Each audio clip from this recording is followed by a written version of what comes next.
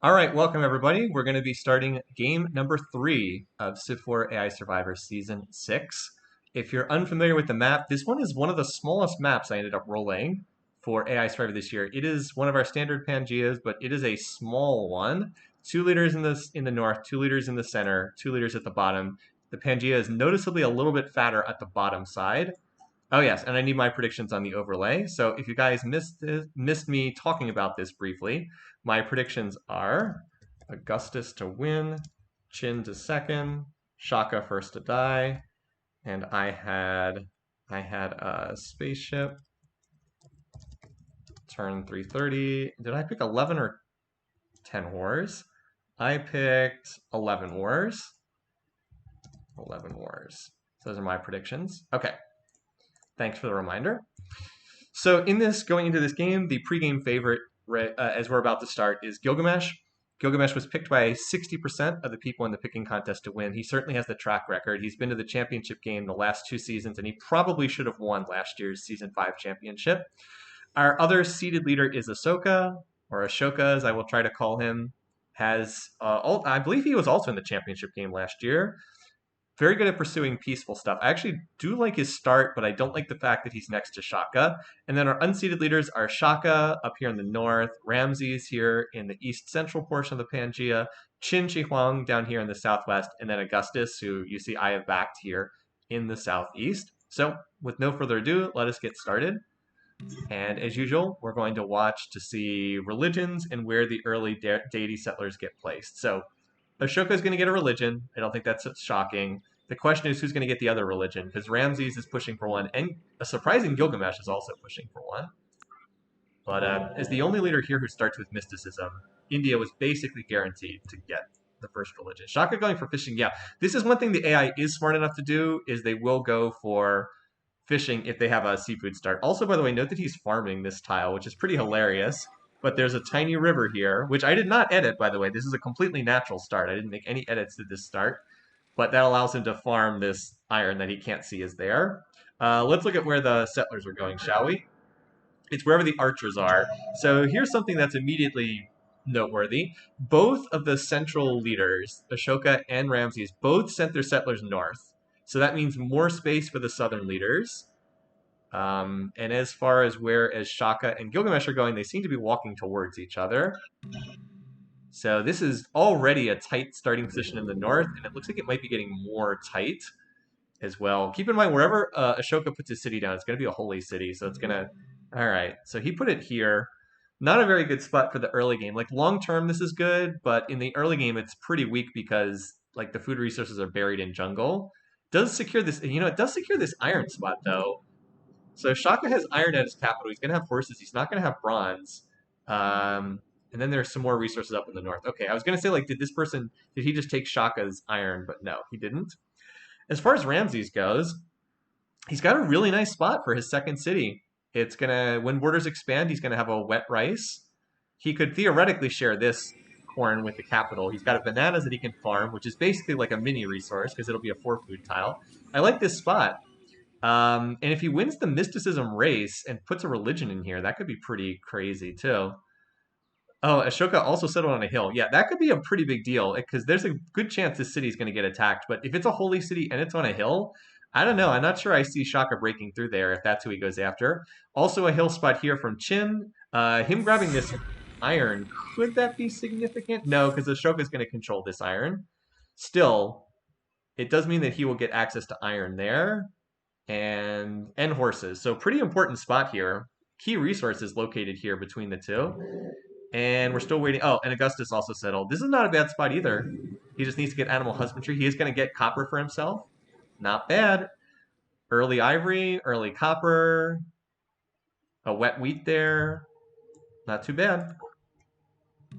So Gilgamesh has chosen a hill settlement of his own. Now, this is a good city. He's got floodplains. Remember, he's creative, so he's going to pop the borders. He'll have an oasis and like 5 floodplains to work, plus the gold tile. So it's a strong city. It's just, this is what I was thinking going into the game. Like, this north is going to be very tight on land. I mean, Gilgamesh might get stuck on like 4 or 5 cities. I don't know. We'll see. Like, the land is certainly strong. No question about that. But there's not a lot of room for land up there. And it looks like Ramses might win the race to meditation, barring something else. Because Ashoka is going to get polytheism, and it looks like Ramses is going to get the second religion here. Why does that floodplains have an oasis? No, oasis can pop up in desert. This is totally normal. Like, this is not an edit or something. This is very normal for this. I'm pretty sure this can happen normally. Maybe I'm wrong. I thought that this was pretty normal. Floodplains can't be oasis? Maybe this is an edit then. I thought that this was fine. It functions just like a normal oasis tile. They're both terrain features. Okay. It says, well, it's not a floodplains tile. It's a desert tile. See, it says Oasis Desert. I don't know. Oh, and we didn't update the Twitch title. You're right. We got to do that right now. You guys are totally right. I should have done that. It still says I'm playing Teamfight Tactics. There's some very confused people out there right now. I will do that right now. Can be done very quickly though, because all I have to do is just delete the come watch and join portion of the Civ stream. All right. So now you guys can't see this, but now it says Civ4 AI Survivor Game 3, and it no longer will say Teamfight Tactics. It now says Civ4. Boom. There we go. All right. Thank you for the reminder, you guys. It's a normal oasis. It's fine. All right. So we do have these religious races going on. Who else is chasing after? So Gilgamesh is going for the religion as well, but I don't think he gets it first, barring something weird happening. So we should see Hinduism pop up. Oh, wait. Does Ashoka pick Hinduism? I think he actually picks Buddhism. Yeah. We have choose religions on. So he picked Buddhism. Gandhi's the one who picks Hinduism. All right, so we'll screenshot that. So he's going to get holy city culture and control this whole region. Like, he'll control out to here with his borders. And that's going to squeeze Shaka even tighter, just as this is going to squeeze. Do not be surprised if the first war of the game is right here in Memphis. But it's going to potentially be a holy city. It looks like it will. Yeah, one turn. It's a one-turn lead for Ramses. Don't be surprised if this is so it's not on a hill, but it should have holy city culture. It could be tough for Gilgamesh to break through there. And Ramses is going to randomly pick Islam for his religion. I think he just is totally random what he picks, because obviously he doesn't have any connection to Islam. All right, so... Oh yeah, we should reveal the map too. Agreed. Go ahead and do that. All right, so that's our early game there. Yeah, Gilgamesh didn't sink a lot of beakers into researching these. He probably should pick up... He probably wants pottery and mining early on, mining for the gold, and then pottery to start putting cottages down. But since he starts agriculture wheel, what's he going to go into now? He went into animal... Well, I don't know about the animal husbandry. Oh, I guess he has the cows, but that's not really the tech he needs. Starting with wheel, he really wants to get an early pottery. Oh, well. So next thing will be when the first settlers come out. All the AIs like to build settlers early on. So, like, they like to build them in size 1 cities for no clear reason. So, like, that's reasonably close to... Oh, this guy actually... Ramses actually picked a better spot for his city. Yeah, North is very squeezed. Very squeezed on territory. Did Gilgamesh just finish the settler? Okay, he finished a settler. This is really important where he sends this settler. He has to claim more land. If he sends this one north, he's in a lot of trouble if he doesn't send this, like, down here to claim territory. Or into this region here with Shaka. Let's see where he goes. I'm really curious where he sends this. Okay, southeast. Now there is a bear and an archer over here. He should be fine because he gets the deity combat bonus. So it looks like he's going to go for this cluster of resources over here. All right. Okay. I don't know. I'm a little surprised that he picked that spot. I guess it gets the sheep in range. Feels like kind of a weak city spot, though. Well, at least he sent it this way and not north into the tundra. Okay. All right, so there should be more settlers out on the map right now. Shaka does not have one done. Has a worker done there. Ashoka has one almost done. Chin... Wait, didn't he have a... Wasn't he building a set? Oh, no, he's still building one there. Augustus should be done one because he's got the imperialistic bonus. He's sending it north into the desert? Huh. Well, we'll see where that goes. And Ramses has one out here as well. Oh, Ramses looking to just lock down this border region right away. If he settles like here... That could be not good for Gilgamesh. Why does he have a normal? Oh, does Ashoka have a normal builder? Okay, we'll place him with a fast worker once he finishes his action. That's just an oversight on me. It's not. I don't think it's that big of a deal, but That's just a mistake from me. All right, here's Augustus's settler. Oh, where is he sending this? Oh, maybe he wants this cow resource. So look at this. Gilgamesh is basically already boxed out over here from moving any further south. Because remember, this city's borders are going to pop in 8 turns, and then that's going to seal off the entire east. And this early in the game, they won't be able to sign open borders. So borders will pop out to here, and Gilgamesh is not going to have much room here. Very little room. Anyway, what other settlers are out there? I think Chin just finished one. Yes, he did. I'm going to watch where Augustus sends his, because Shaka's about to finish one. Rigged Indian worker. Where did he move that other worker? Okay, so he's got it in this tile right here. So we'll just fix that right now. Again, I don't think it makes a huge difference, but so take away his normal worker, give him another fast worker. All right, now he's got an extra fast worker. Will Ramses be this game's Frederick? I mean, could be. I just think he's going to get attacked. I think he's going to spend most of the game fighting off attacks from Gilgamesh. I expect there to be a lot of fighting that's going to slow him down.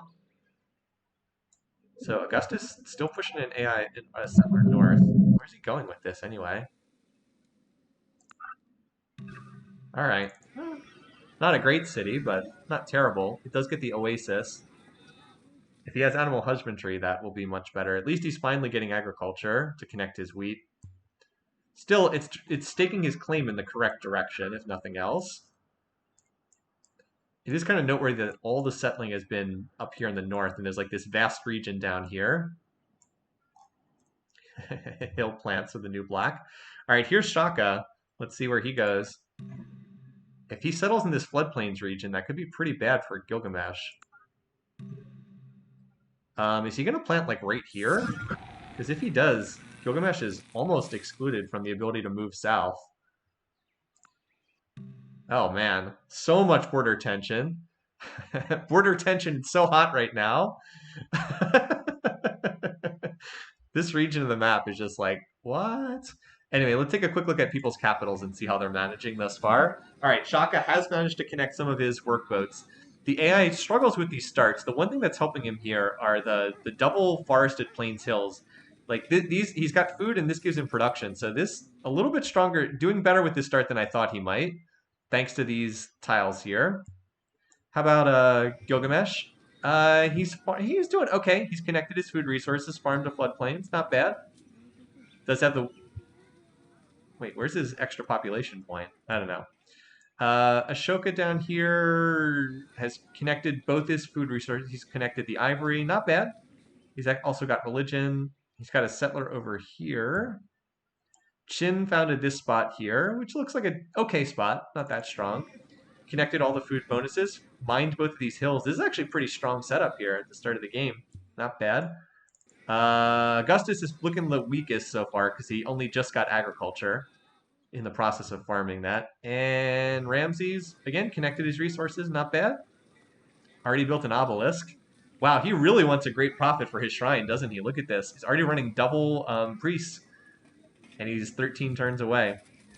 Well, he's going to get a very early shrine here. Also, looks like the favorite to land Stonehenge, too.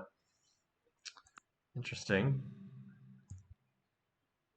So, yeah, that's the early settlers. Does anyone have a settler out right now? Just out of curiosity.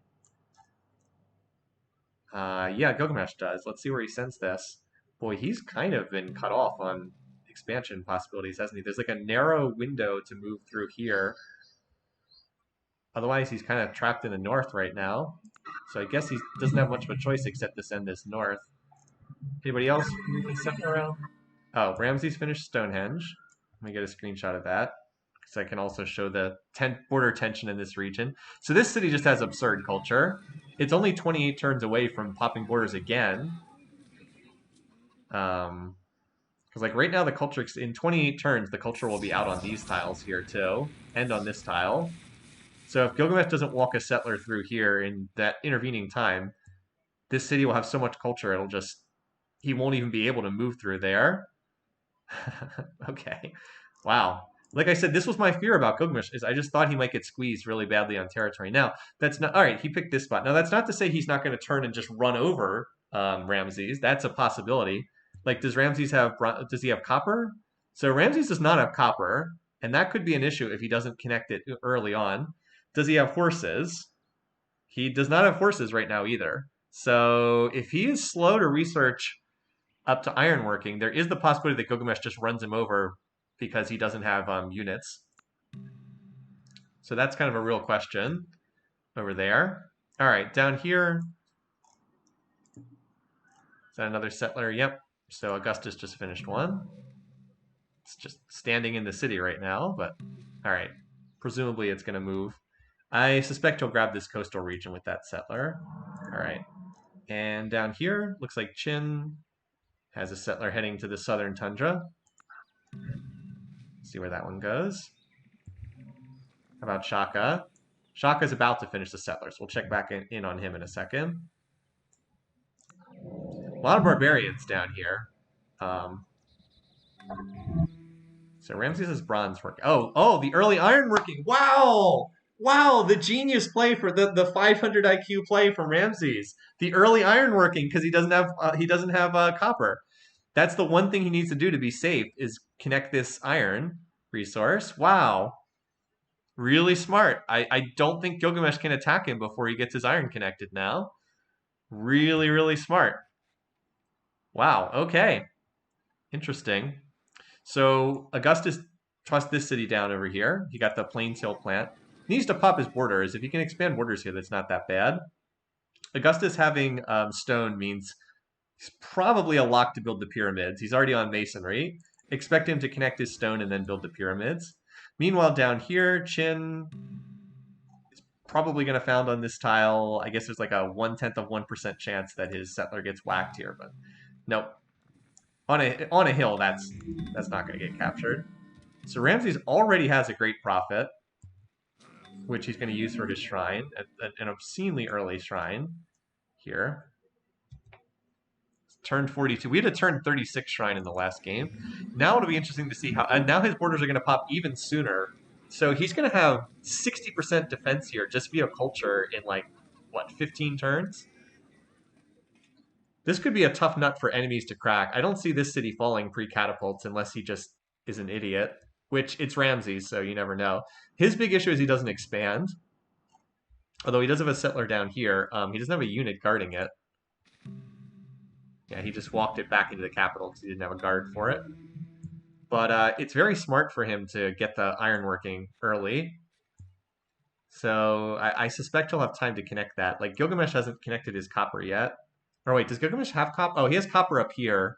Oh no, he doesn't have it yet either. So he has no metal resources right now either. Shaka planted his fourth city. Wait. Oh, he planted a city over here. Okay. Yikes. Look at him getting squeezed here by Ashoka's culture. I mean, I guess he's got the horses for now. Although if he doesn't build culture. Remember, Shaka's another one of the ignores, ignores mysticism civs. This archer here is apparently pillaged. Is it going to pillage the gold mine? Just out of curiosity. Yep. Shaka lost his gold resource. That sucks. That was providing a lot of income for him. Shaka's on early ironworking too, but without that gold resource, it's going to take him a long time to get there. So, yeah, wow. Kind of a weird start to this game, right?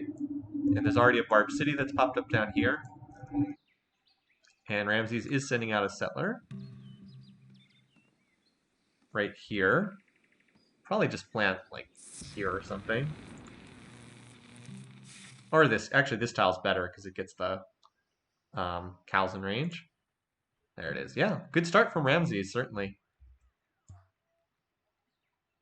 So, he's managed to get out another unit.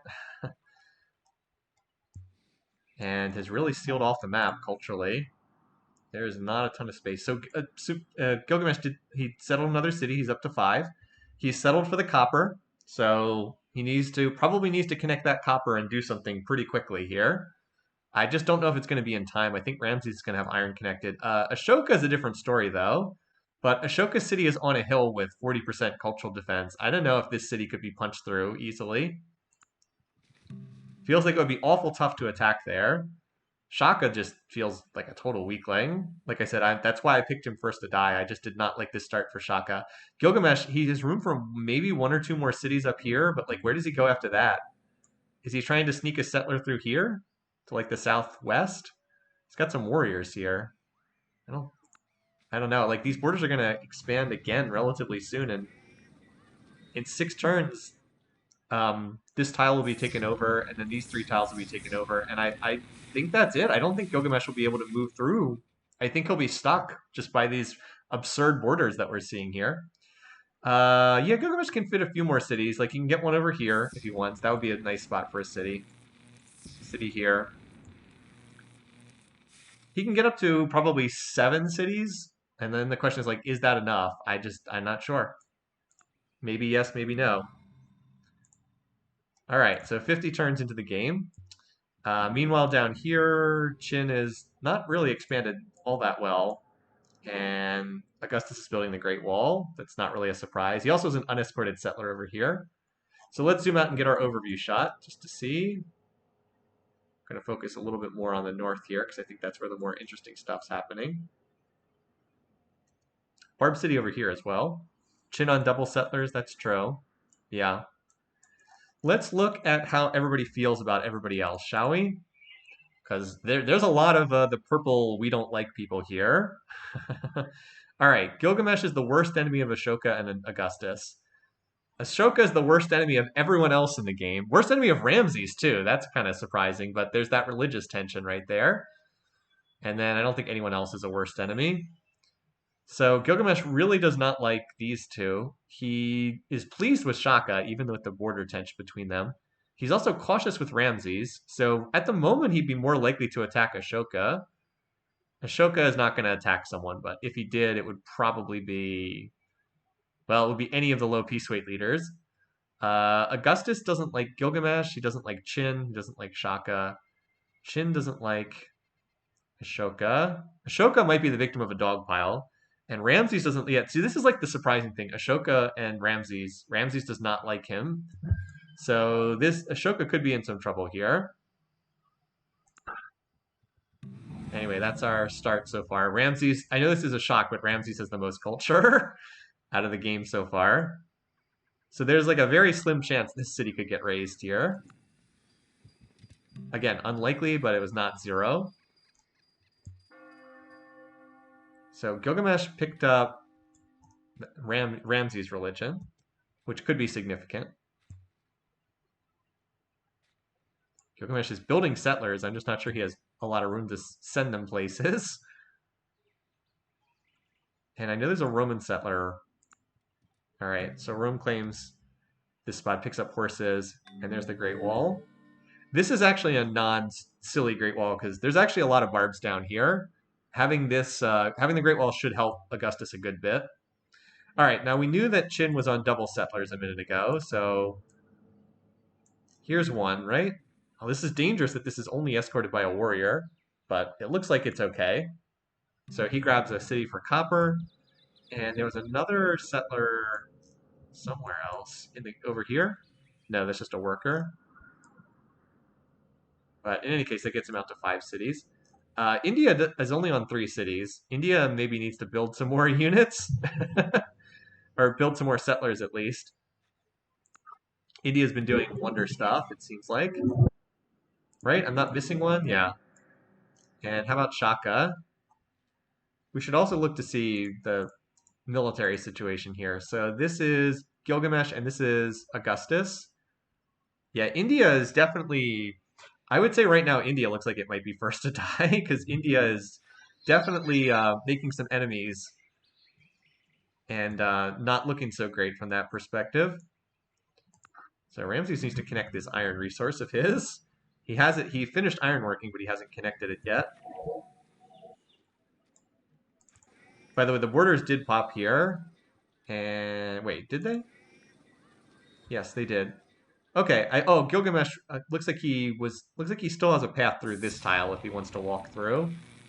Also putting a fair bit of cultural pressure on this Zulu city here.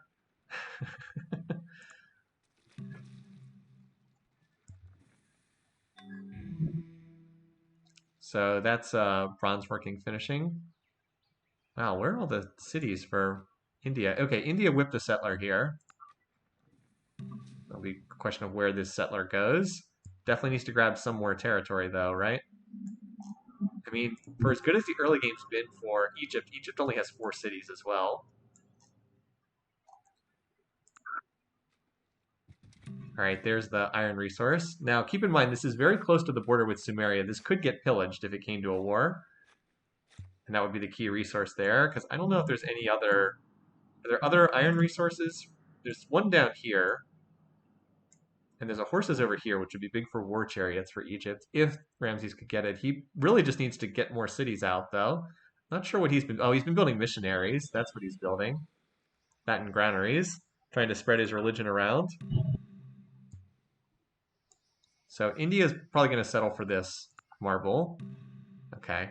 Marble and gems. Right now, Gilgamesh is the score leader, and Ramses is trailing along. Ashoka on 16 turns for fishing. That sounds bad. Gilgamesh is at 7 beakers per turn. Ashoka's at 1 beaker per turn. What? 1 beaker per turn. Is that... I was going to say is that an anarchy turn, but he's spiritual, so he can't be an anarchy. Ramses is the tech leader. Actually, Shaka is one of the tech leaders too right now. At least until he murders his economy building units. He tossed us... Wait, was this his original second city? Yeah.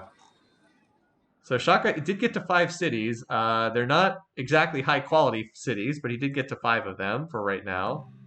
He's definitely trailing in score. I'm not sure what India... I think India just needs to cut down some of these forests. Maybe that or stop building Temple of Artemis. Maybe the economic boost from Temple of Artemis is actually going to help. So over here,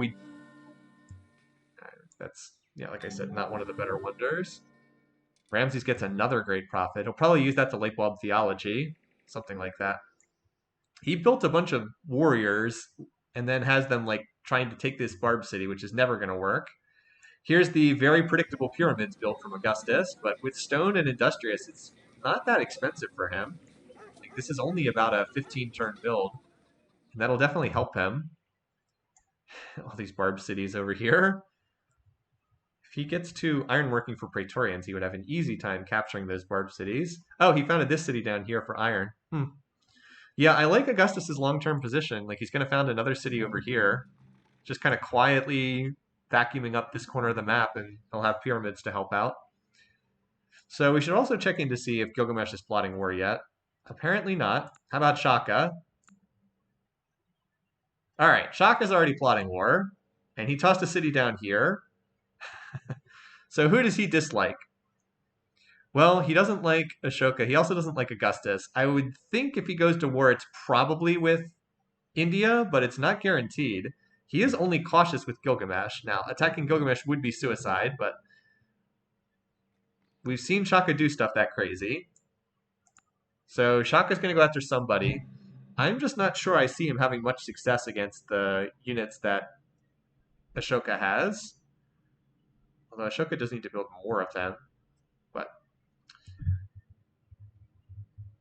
And there's also only 4 cities for India. This has not been a very... I've been very unimpressed by the opening that India has been playing in this game. 1, 2, 3, 4, 5. All right, so 6. So we did see this city here from Gilgamesh, which was a smart plant for horses and a seafood resource. And again, there's room for another... Oh, he's going to get another one up here. So, you know, even though he's been super constrained on land, he's doing a pretty good job of making use of what he has. Like, he's going to found on the silver tile here and get another resource.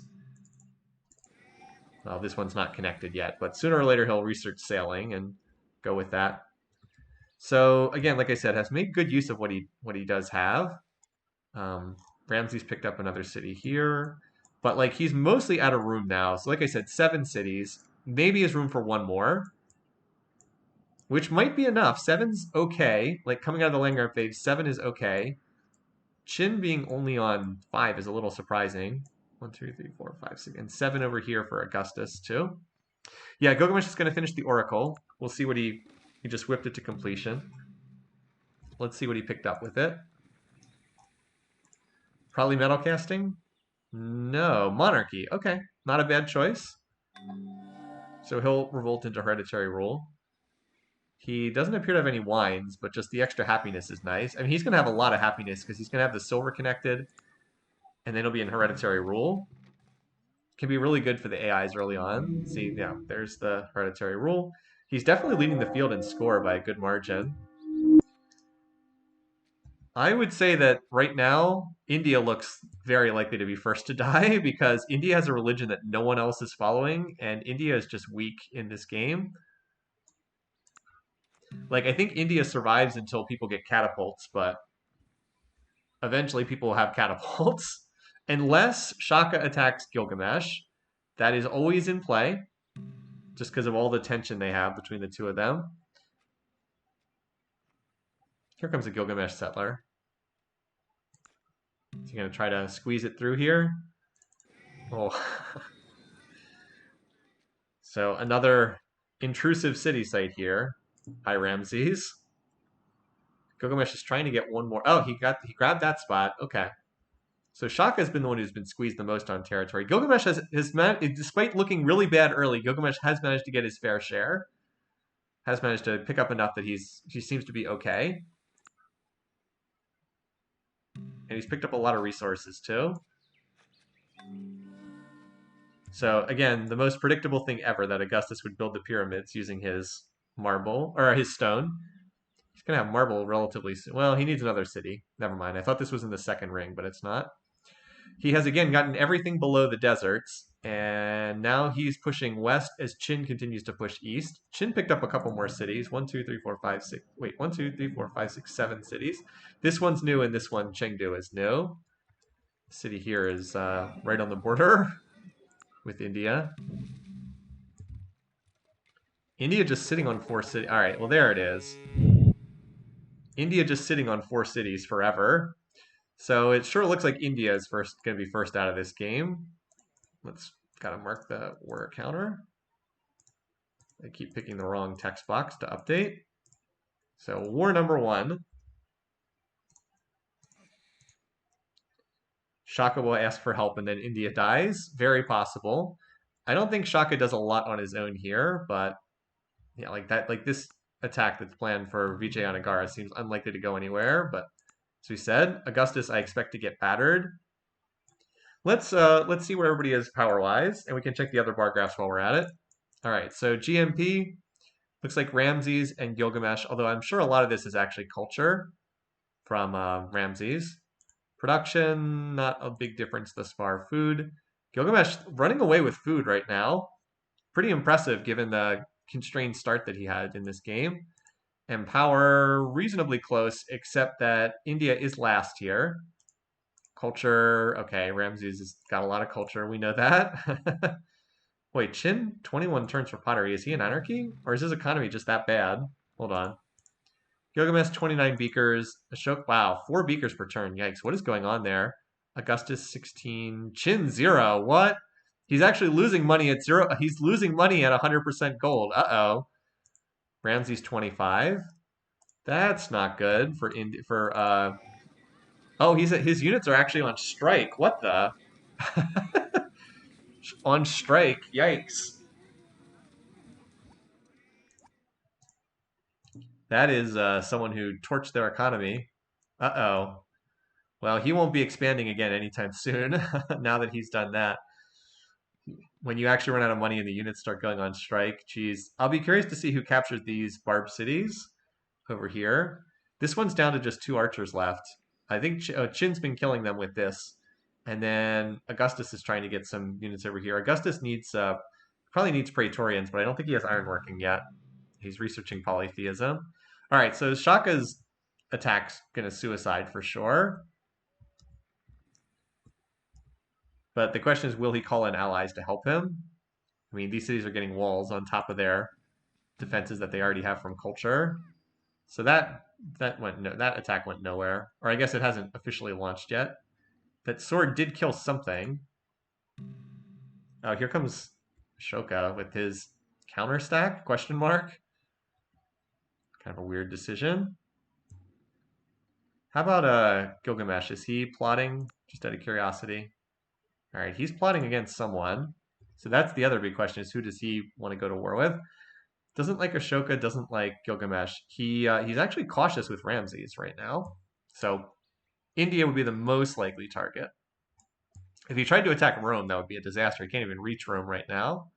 Anyway, we'll keep an eye on the Shaka war for right now. Going to pillage, suspect.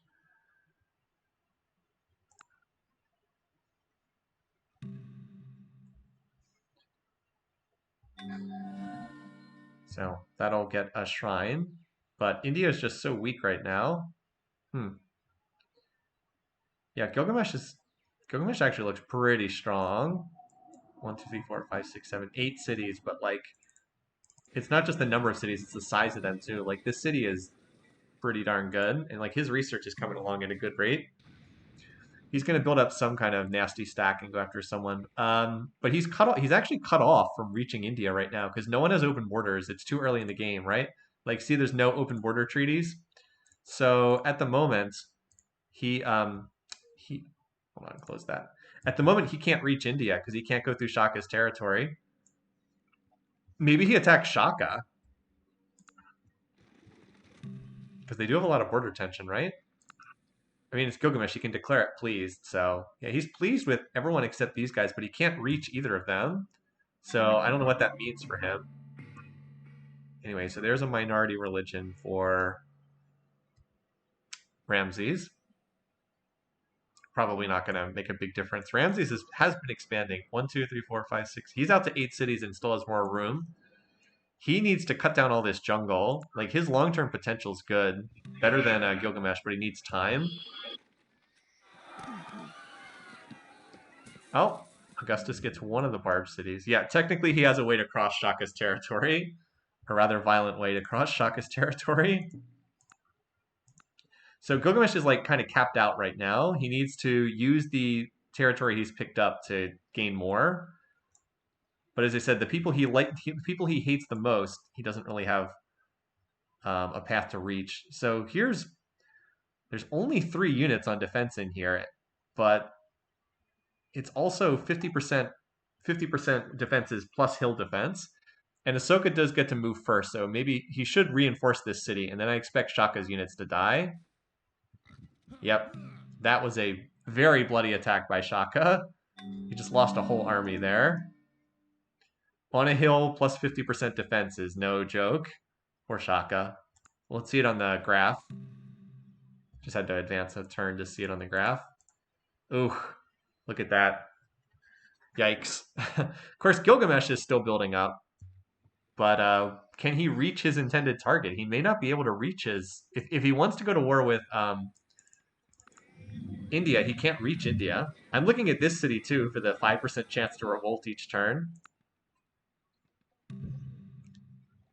So just curious what the heck Gilgamesh is going to do here. Meanwhile, the longer this goes on... Oh, Chin converted to... Oh, Ashoka's religion. Could be bad for him because hardly anyone else is following that religion. So like I'm also just curious how long Ramses gets to build up in peace here. If he gets like 50 turns to build, I think he outscales Gilgamesh. But if the war comes sooner, I favor Gilgamesh. I'm just curious like what Gilgamesh does because I think look at this, there's a revolt here, Shaka City.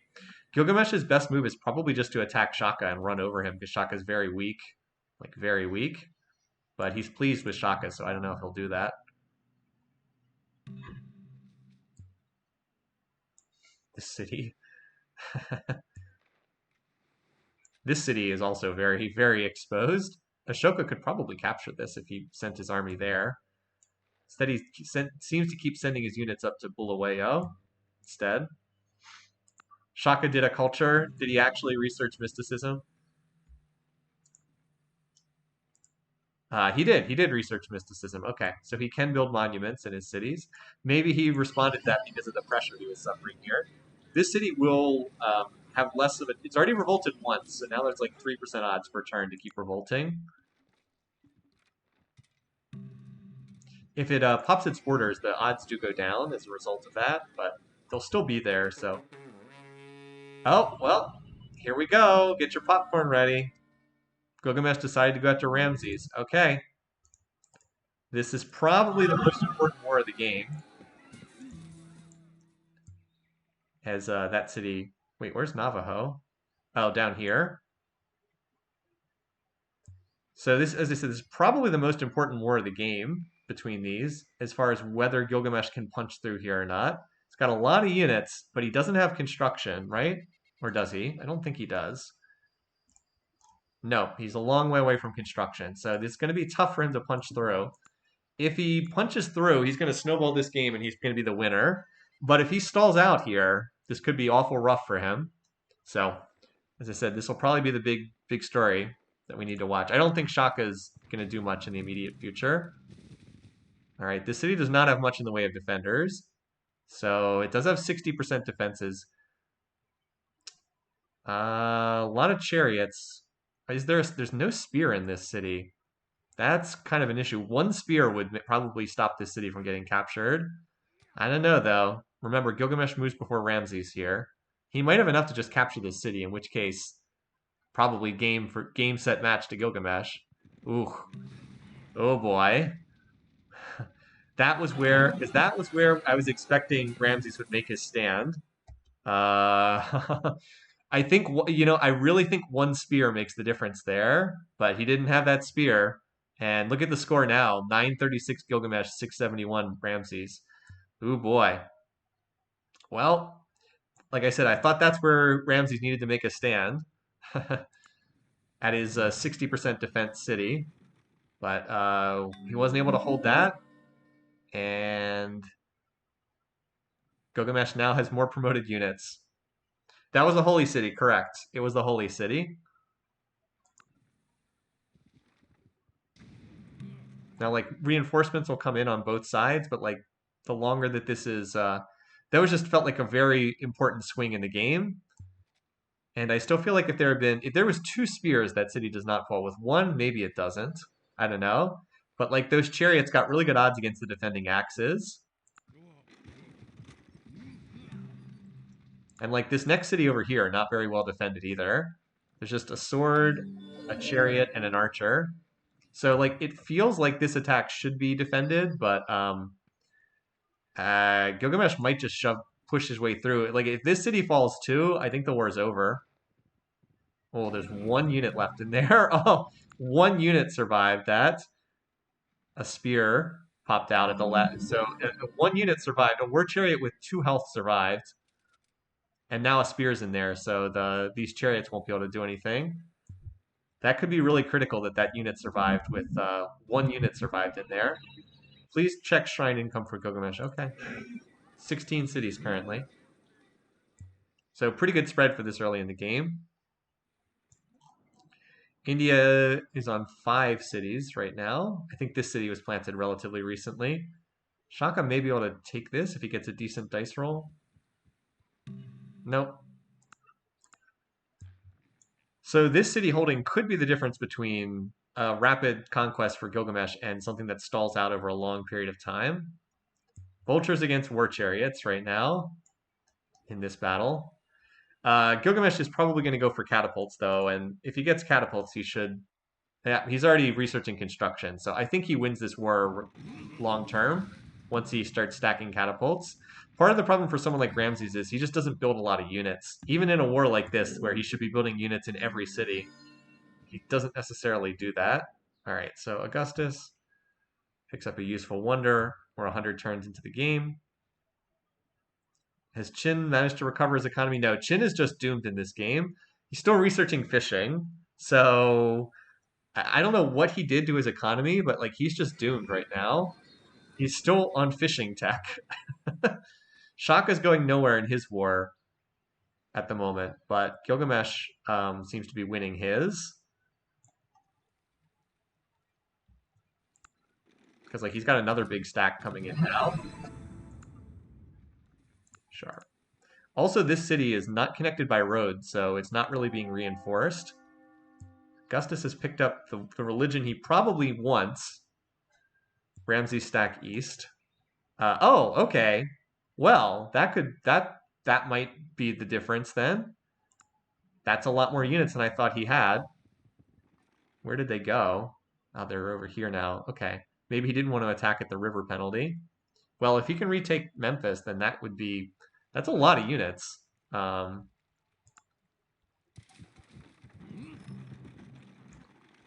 So a lot of units died on both sides there.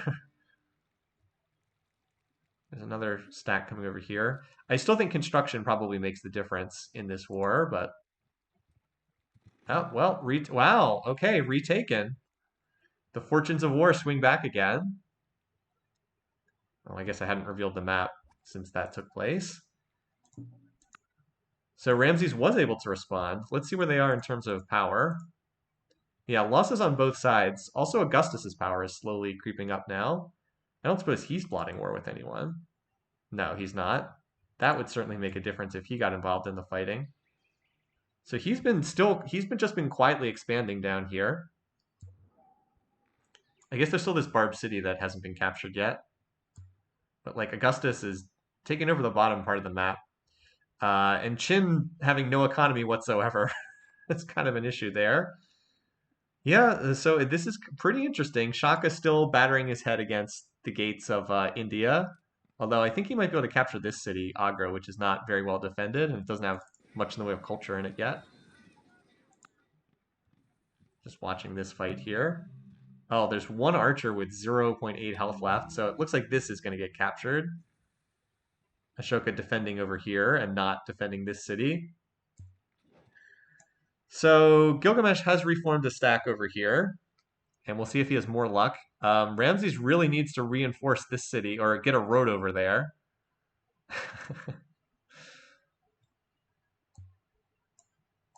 This city should get captured here. Ashoka focusing on this city instead. So I think that long term, the real question of the game is like, again, can Gilgamesh snowball through Ramses? If he can, then he's going to win the game. But if he can't, then Augustus is probably the winner of this game. Because if Augustus just builds while these guys fight and like there's no shift in the winner.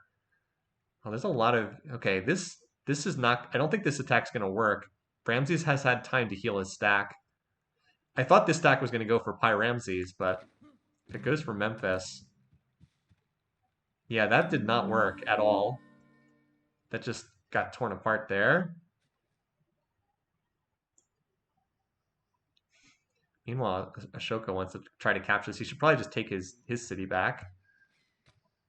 I'll keep the camera focus here for right now, but all right, yeah, Gilgamesh's stack got cleaned up. You know what I thought I thought that when he sniped Memphis at the beginning of the war, that was going to be it, but apparently not. Wow. Is construction going to swing the war? Yeah, that's the question, isn't it? Catapults are a big deal. Also, there's some real war weariness here. Won't fight our brothers and sisters in the faith. So that's gonna hurt Gilgamesh if he can't get I don't know if he can't make he's lost a lot of units now in these last couple stacks that went down. Yeah, his power is actually their power is relatively close right now. Hold on, let me advance one more turn just to see. Yeah, look at this. Ramses' power is actually higher. Like at this point in the war, you know, you're thinking, hey, Gilgamesh's power is here, Ramses is here. You're thinking, Gilgamesh has got this, but then he lost a big stack here and then lost another big stack here. I don't know, man. Ramses got big, as you guys said. Yeah, kind of did. Oh, they signed peace and he gave this. Oh, Ramses, why? He signed peace and gave the city away in the treaty. Why? It's like, why? He had literally just won the war and then he just gives away the city for peace. What a swing. Oh man, why? Why? That's such a bizarre decision. I never understand why the AI does that. It's like sometimes when they're winning the war, they sign peace and give away. Like he had literally just turned the corner on this war and was about to hold his territory. Wow. Yeah, grasping defeat from the jaws of victory indeed. Wow. Okay. Like I said, a strange decision. So now Gilgamesh goes back to the score lead, but we'll see how long it takes before gets back into another war again. We'll see.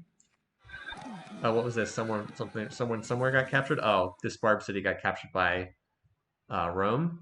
That's not really a surprise because Augustus had his army just sitting around not doing anything. All right. Well, game on. Interesting. I feel like Gilgamesh did some of what he needed in that war, but not all of what he needed, if that makes sense. I think he needs to go back to war in the near future to try to get more territory. Like, he got the Holy City, so that sends him out to 1, 2, 3, 4, 5, 6, 7, 8, 9 cities. Ramses has 1, 2, 3, 4. Wait, 1, 2, 3, 4, 5, 6, 7, 8. Boy, that city changing hands is just such a big swing, especially because it's got this shrine with 20 culture per turn, 20 gold per turn in it. Just feels like a really valuable spot. And meanwhile, Shaka is still in possession of Agra for right now, because Ashoka not looking too strong. Like this city did, like Ashoka just doesn't build very many units, does he? Whereas Shaka builds nothing but units. So even though it doesn't feel like Shaka should be able to punch through and capture some of these cities, I don't think he's going to have much success here, at least until he gets construction, which I suspect Shaka is going after. Yeah, Shaka's going for construction. It's going to take him a little while to get there, but when he has it, he probably will finally be able to start capturing these cities. I mean, this is like a decent stack, but I mean, there's so many defensive bonuses in this city. Shaka's just like wandering his stack around in circles right now. And the rest of the map looks like it's finally mostly been settled, although this spot was taken by Augustus. Because remember, the economy is absolute garbage for poor Chin, who somehow managed to annihilate his economy. RIP, my second place Chin pick. RIP that pick. Augustus, remember, is the Great Lighthouse. He actually has quite a few coastal cities, right? 1, 2, 3, 4, 5, 6, 7. He's getting good value out of that wonder on this map. As far as his preferences go, he's cautious with Gilgamesh. He's pleased with, interesting. Surprised he's not pleased with more of these. He won't declare, remember, he doesn't declare it pleased, so.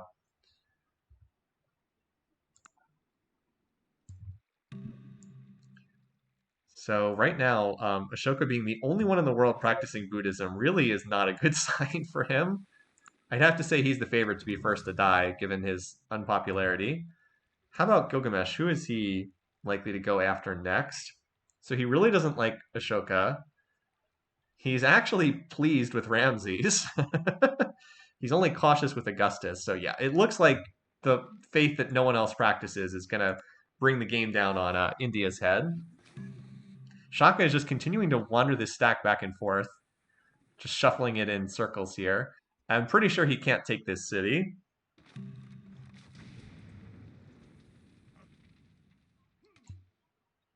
So we should just check to see if he's back to plotting war. Nope, not plotting war right now, just building along. Still, this city just really swung the relationship between these two by quite a bit. It definitely feels like that helped a good bit. Can we have a look at Memphis? Sure. It's now up to 26. It's a very juicy prize because Islam is by far the world's most practiced religion. I mean, it hasn't quite spread that much down here yet to Rome, even though Rome is running the religion. Rome's also building Great Library and Mausoleum and Statue of Zeus, so some good stuff there for Augustus. In the meantime, did Shaka ever actually? No, he still has his stack wandering around in circles. Yeah, when wonders get cultured, they usually lose their culture. You still get the great person points, but they typically lose the culture.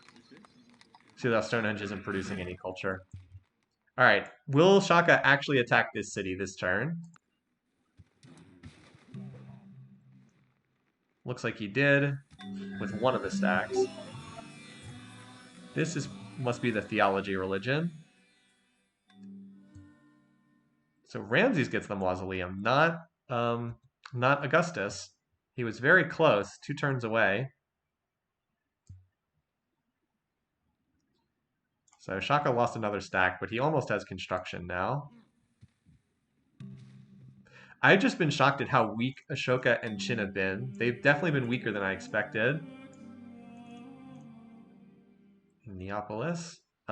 This could be significant if Augustus ends up adopting this. Is this the theology religion or the philosophy religion that just got picked up? No, it was Code of Laws. Apparently no one had Code of Laws yet. Huh. So if Rome ends up practicing this religion, that could be pretty bad for Augustus long term. A religion that no one else is practicing. So India slowly getting worn down here. Ramses looks like he'll have longbows by the time the next war breaks out. Although Gilgamesh is also researching pretty well himself. He's going for Colossus. I suspect he'll win that race.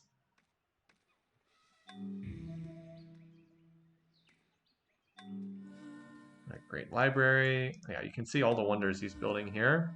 Built the Great Library of the Parthenon. He's probably going to get Statue of Zeus, Chichen Itza, and Shwedagon He has both doubling resources now. So, and look at all these resources. Yeah, Augustus is looking pretty strong, but it won't matter in the long run if Gilgamesh gets large enough.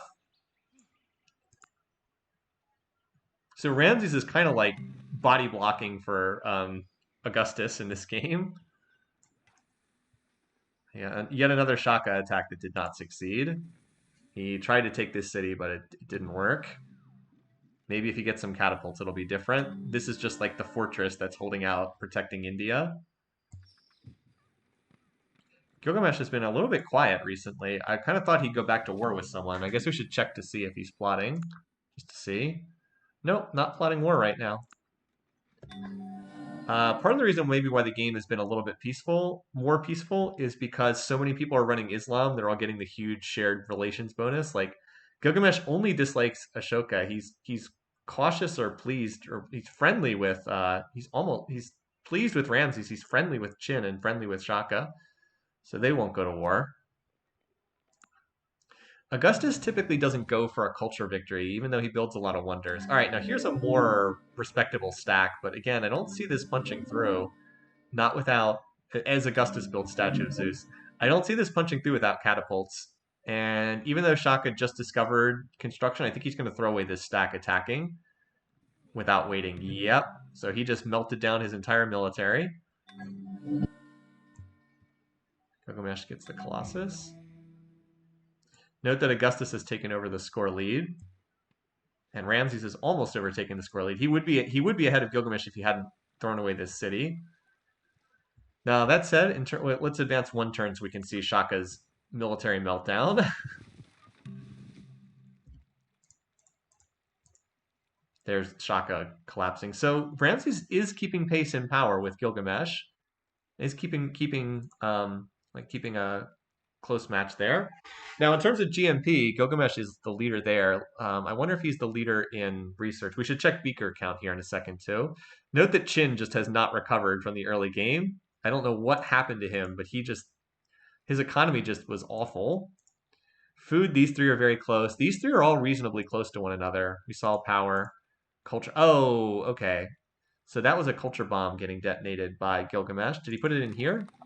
Yes, he did. He dropped the culture bomb in Memphis, which didn't shift the boundaries at all, but he culture bombed this city. And Ramses gets a shrine that's not as valuable. 2 cities, okay. 2 cities practicing that religion.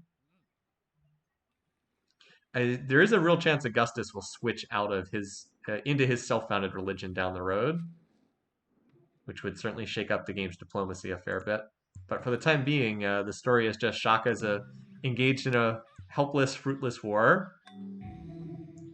Let's just see if Augustus... I would not expect him to be plotting war. He's pretty peaceful, and Ramses does not appear to be plotting war either. How about Gilgamesh, just while we're here? Nope. Kind of a peaceful game right now, then.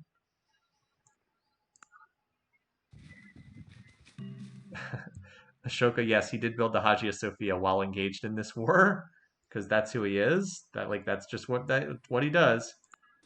He does not like to build units.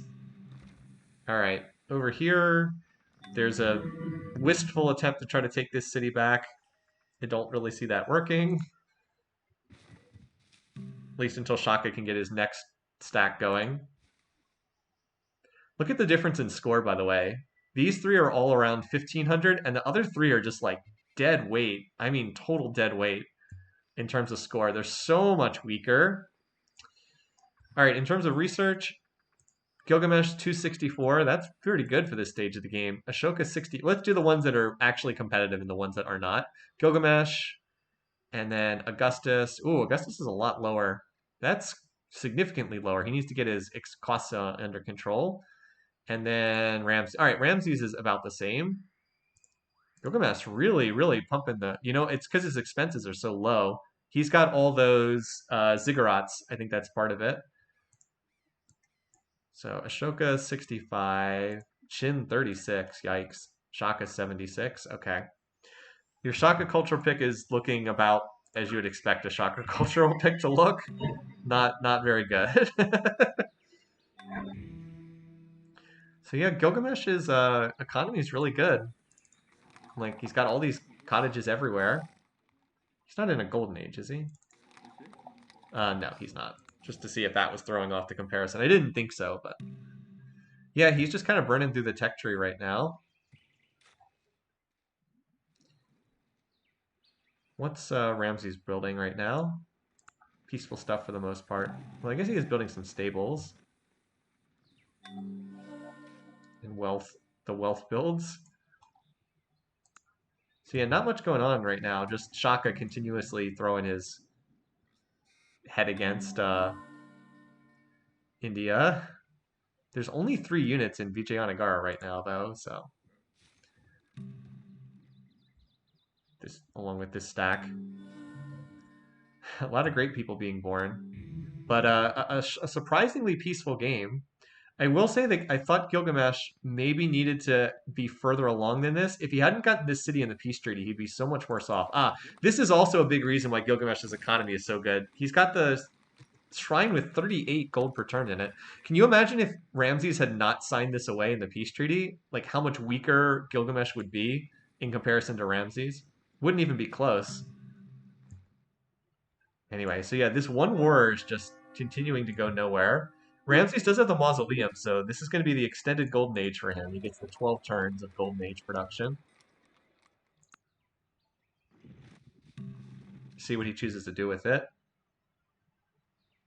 Like Gilgamesh, just because he has less territory, has fallen behind in score. Kind of a quiet, peaceful game here, though, right? Like, definitely thinking my spaceship pick is looking okay at the moment. All right, this attack is not going to work. There's way too many Indian units in the capital. Also, the capital's Bombay because the observer civ is Indian in this game. That's why it's not Delhi. Kind of a quiet game here. I wish there was a little bit more action. Let's check the diplomacy again just to see I'm just going to focus on our 3 people that actually matter. So Gilgamesh is still annoyed with Ashoka. He's friendly or pleased with like everyone else. Augustus is pleased with Ramses, so he won't attack Ramses. He's all the way up to +6 with Gilgamesh. Again, that shared faith bonus is big. And then Ramses is pleased with Gilgamesh. He doesn't declare war at pleased, so he couldn't attack. Friendly with Augustus. Friendly with Shaka. Okay. Friendly with Shaka. Gotcha. Are we gonna have a game with like 4 wars or something? Anyway, so Shaka has not been able to punch through and capture these cities, although maybe this stack will have more success. He does have a pretty big stack here, gathering in Agra. And he does have catapults now, finally. Although look at this stack composition. 1 Impy and 6 catapults. Oh, hello, okay. There's another war. We might finally see things shifting over here. 3 wars. The 3 weaklings on the map all fighting with each other. I mean, this is not much, but it doesn't have to overcome very much either. It's the thing. So 3 wars now. As I said, we've got like the minnows fighting each other on the western side of the map. Chin, man, why did I pick him second? I did not expect him to crash his economy the way he did. Well, Ashoka just pushed back both of those attacks. And now we're 150 turns into the game. Like, just very easily pushed back both of those attacks. Because, like, both of those stacks got shredded pretty good. And this stack, I guess, does have a catapult that can start working on this. But let's use this time to see where everybody is on the tech tree, shall we? Gilgamesh should be the tech leader. So he's basically finished the medieval era. Doesn't have guilds and banking, which are both medieval techs, but he has everything else. All right, how about Augustus? All right, so Augustus is quite a ways behind Gilgamesh. It's like 6 or 7 techs behind. Does have more territory, so in the long run can probably pull ahead, but noticeably behind in tech. That shrine has just made a huge difference in the economy. All right, how about Ramses? Ramses is about the same as Augustus. Civil service, but not some of these other techs. All right, now for our trailers. Ashoka is like early medieval. He has almost no medieval techs right now. And then Chin is like barely classical. His only classical techs are ironworking and mathematics. That's it. At least he's prioritizing currency, which he needs desperately. And who's our other trailer? Shaka. All right, Shaka is like early medieval. His medieval texts are these three and feudalism, monarchy, iron. He has about half the medieval tree. Wow. Ashoka is about to get longbows. True. That's true, which will be a help for him because he's defending for the most part. So Gilgamesh has less territory, but he has a lot of commerce. Now he's pushing for divine rights. He's going to found the divine right religion, so there is a chance he could flip into that, which, as we said, would shake up the diplomacy a bit. Kind of surprising there hasn't been more warring. I didn't think this game would have a ton of wars, but I thought we'd at least get to like 10 or so. We're at 3 right now. Very quiet.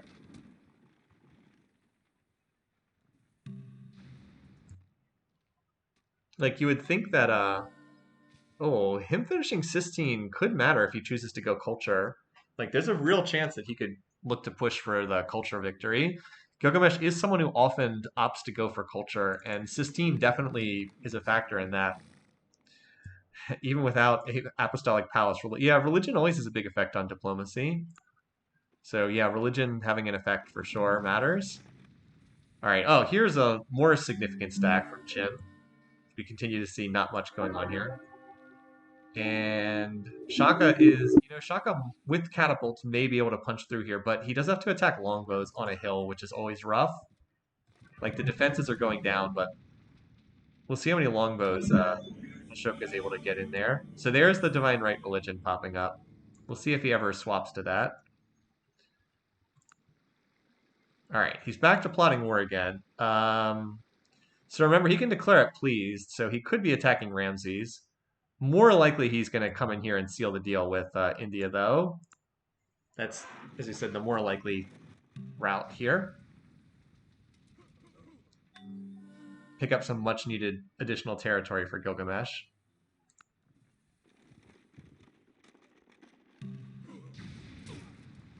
But he could also be going for someone else too. I mean, he could be going for Ramses. Certainly has his big stack right here in Memphis. Remember, he does plot it pleased. The game is more interesting if he goes after Ramses. Wait, wow, he already completed the shrine for his... Okay. Well, if he spreads that around and drops out of the Islam that literally everyone else in the game is practicing, that would tank his relations with everyone. All right, can Shaka... All right, Shaka now should be able to punch his way in here. There's only one longbow in this city for no clear reason. So I think Shaka's finally going to capture this. Yeah, there's not much left. I mean, it was bloody to be sure, but just needed if Ashoka had put like 4 or 5 longbows in here, I think he holds even with all the collateral, but he didn't get enough longbows in there. Still holding for the time being, but and like those catapults can't actually kill units, but I do feel like this is a matter of time.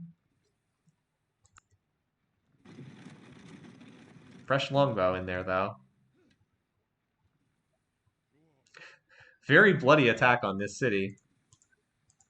You can see Shaka's lost a lot of units, but like all 3 of these are so weak in comparison to the other leaders. All right, the Gilgamesh stack is still in Memphis, which is where you would expect it to be. I mean, this city's down to 3 chariots now. Shaka just slowly doing his work on this city. Still holding, but how much longer can this city hold? Also, is Gilgamesh going to join one of these wars versus the other? We know Gilgamesh is plotting. We just checked with him. Augustus is just building, which is what you'd expect. Ramses. Ramses is plotting with somebody. Ooh, that's interesting. Who does Ramses dislike? Remember, Ramses. Well, he can't plot war at please, so Ramses is going to declare war on Ashoka. So India is pretty doomed at this point. India's pretty doomed. Running a religion that everyone else hates is not good for your health in these games.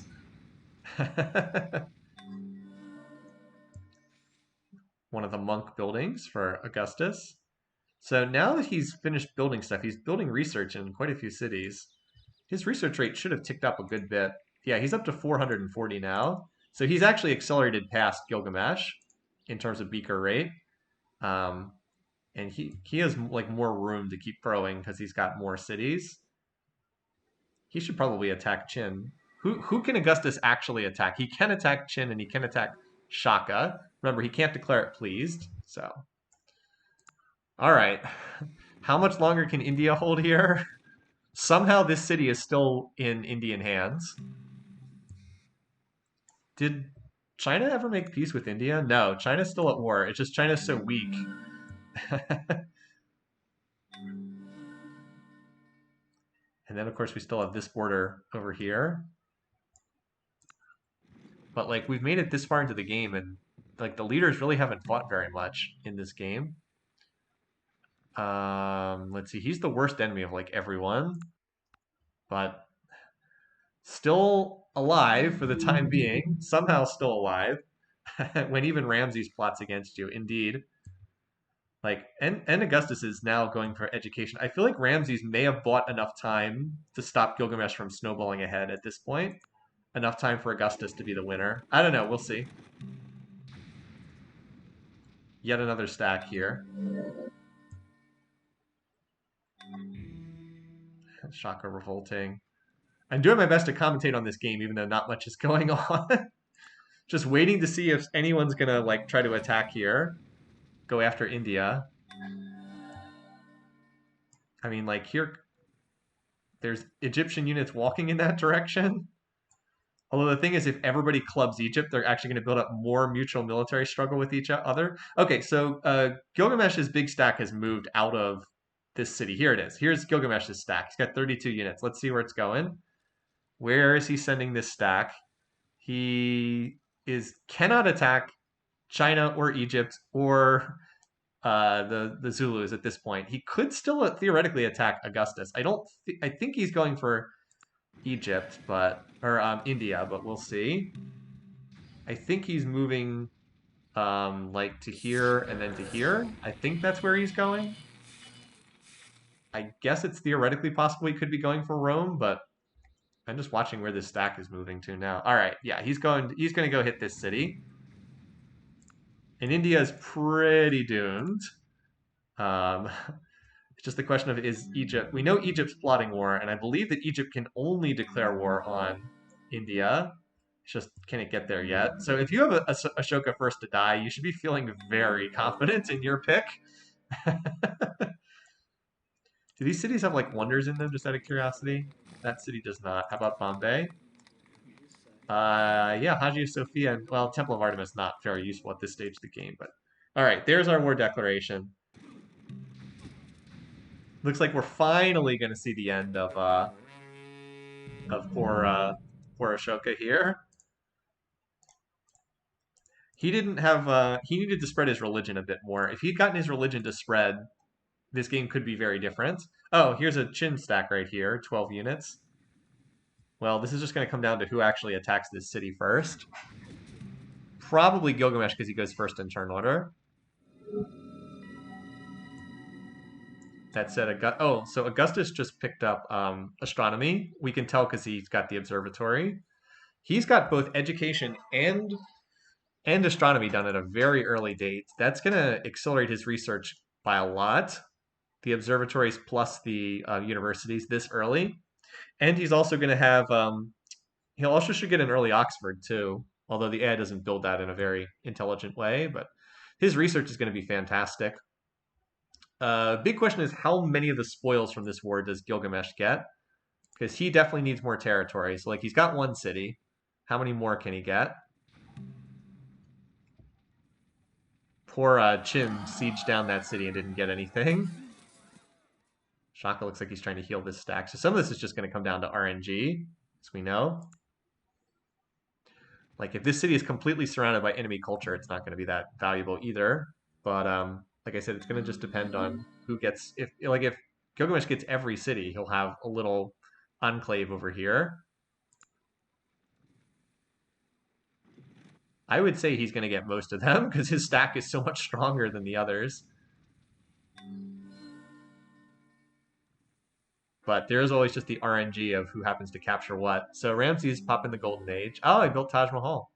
Remember, he gets the mausoleum, has the mausoleum, so that's another extended Golden Age for him. What is the beaker rate of these guys anyway? Gilgamesh is at 420. Okay, you're dying. 514 for Augustus. Ramses in a Golden Age, 570. Pretty comparable. Be curious to see in 20 turns when the Romans have had a chance to build all those universities and such. All right. So this is just kind of RNG of who gets this city. I would expect Gilgamesh, but he's going to attack first. If he attacks and comes up short, then Chin might get this. Let's see. Oh, yeah, and that's what happened. Wow, a little bit bad luck for him. So the fact that it's China and not Sumeria getting this is a big deal. Oh, and okay, Ramses, sure. Come along for the journey. This is mostly just we get another war on the war counter. I don't think Ramses is getting squat from this war. Where's his military anyway? Ah, here it is. That is not very impressive. I don't know. Maybe by RNG he can get maybe just by RNG he gets a city, but so just this not being in Gilgamesh's hands does matter a good bit, I'd say. All right, so who's going to get the last cities? Who's going to get the kill? And as far as relations go, boy, there's a lot of friendly faces on here. Gilgamesh is currently friendly with everyone in the game except Augustus. Augustus is not as happy. He could go to war with somebody, although he's so peaceful, that's a little bit unlikely to happen. Oh, he's plotting with somebody. Okay. Well, you know, if he runs over Chin and takes that territory for himself, that would be a mighty nice feather for his cap. But we'll see if that's what he actually wants to do. I mean, I don't think there's would be much stopping Rome from rolling through China. Now, if he chooses to go after Gilgamesh, that would be crazy, but it could happen.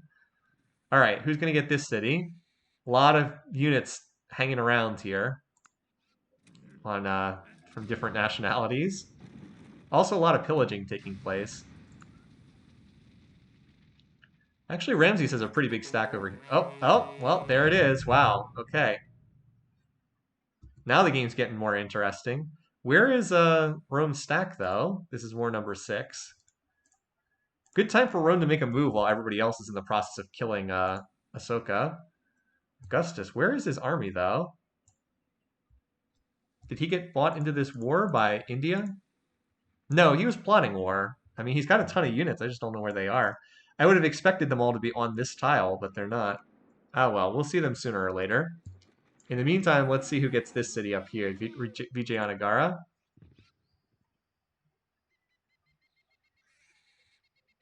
Is it going to be captured this turn or last another turn? Oh, Shaka got it. Okay. He finally got his prize. He only attacked that city like 10,000 times.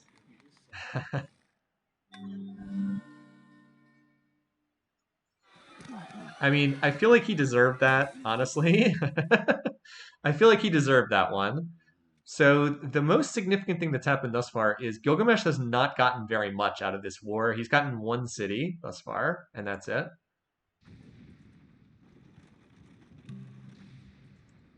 That said, and so now we'll see the race to see who gets that. All right, yeah. Where is Rome's army? I know Rome has a huge army. Here it is. Ah, here it is.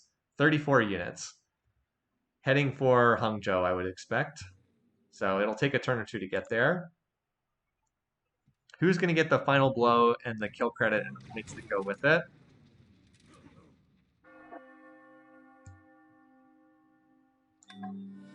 Where's that Roman stack again? Here it is. So it's going to move to this tile right here this turn. Yep. Qin is in no position to fight this. That said, it is still medieval units. Like no rifles yet from Augustus, and Augustus did not prioritize early rifles. He is going scientific method. Interestingly enough, he doesn't even have theology. Obviously, if he picked up rifles, he could just tear through there. Let's see who wins the RNG fest for this city. Gilgamesh moved back a turn, pulled his units away for one turn, so I think it might be Qin or Shaka. I guess it could be Ramses, too. Gilgamesh will move first next turn, for what that's worth. So I think it's going to be Gilgamesh just because he goes first. Wow, so many units on this tile. But Gilgamesh moves first, and I suspect he'll just get this by virtue of turn order. By the way, this city's going to fall this turn too, probably. But the more interesting thing is Ashoka getting eliminated. Yeah, all right, so Gilgamesh does get the kill. First blood to Gilgamesh. And I think Ashoka was one of the most popular picks on first to die. So good for all of you who had that. That was a popular pick that I didn't have. All right. And as suspected, this went down too. So Gilgamesh gets 2 cities out of this war. He didn't get a whole lot. Shaka got 2 cities. Ramses didn't ultimately get anything. All right, let's switch this over to the spreadsheet for a second. So first eliminated was India. As I said, that was a popular pick, so that's bad for me. I still think Shaka was likely to be first to die, but did not happen this game.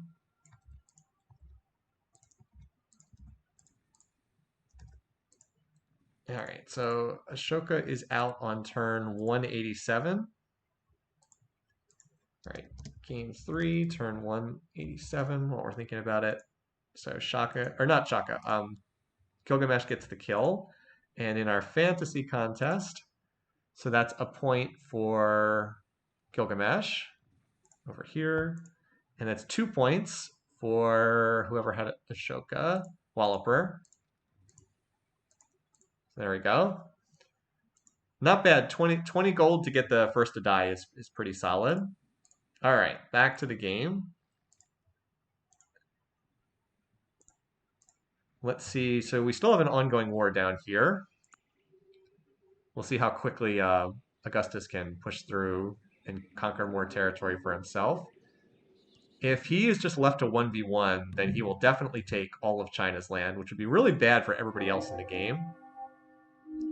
I don't know if that's going to happen or not, though. Here's his main stack, 31 units. I'm going to look at the wider picture here in a minute and see. Oh, going for early communism. Wow. Be very good for his spread out empire. Oh, that's okay. That was another city just captured there. And then this huge stack should be able to run over Guangzhou without much trouble. Yeah, all the defense is down in one turn. So yeah, wow, look at this. Gilgamesh is friendly with Qin, friendly with Shaka, is pleased with the other two. He can declare war at please, but is a little bit unlikely to do so. Qin is pleased with everyone, so he won't declare. Ramses can't declare it pleased. Shaka is pleased with Qin. He's cautious with Augustus. Augustus is at some diplomatic risk here. He probably needs to get this war over with quickly, because some of these other AI leaders are very willing to attack him. But Augustus, if he can pull this off, like, so here's one of the other big questions. It's like, can Augustus pull this off before someone else piles into the war and starts attacking him? Because if he can overrun China quickly, he can make himself so big it's going to be really hard for anyone to catch him.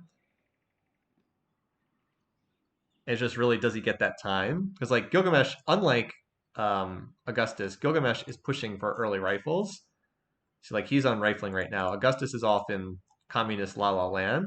He's probably going to go physics next too, because the that great scientist, the AI is always drawn to like a magnet. So we'll see how long it takes him to get there. But like, there's the potential for Gilgamesh or Shaka to come charging down and attack him. The one thing is they're not on the border with him, and the AI is less likely to declare cross-map wars.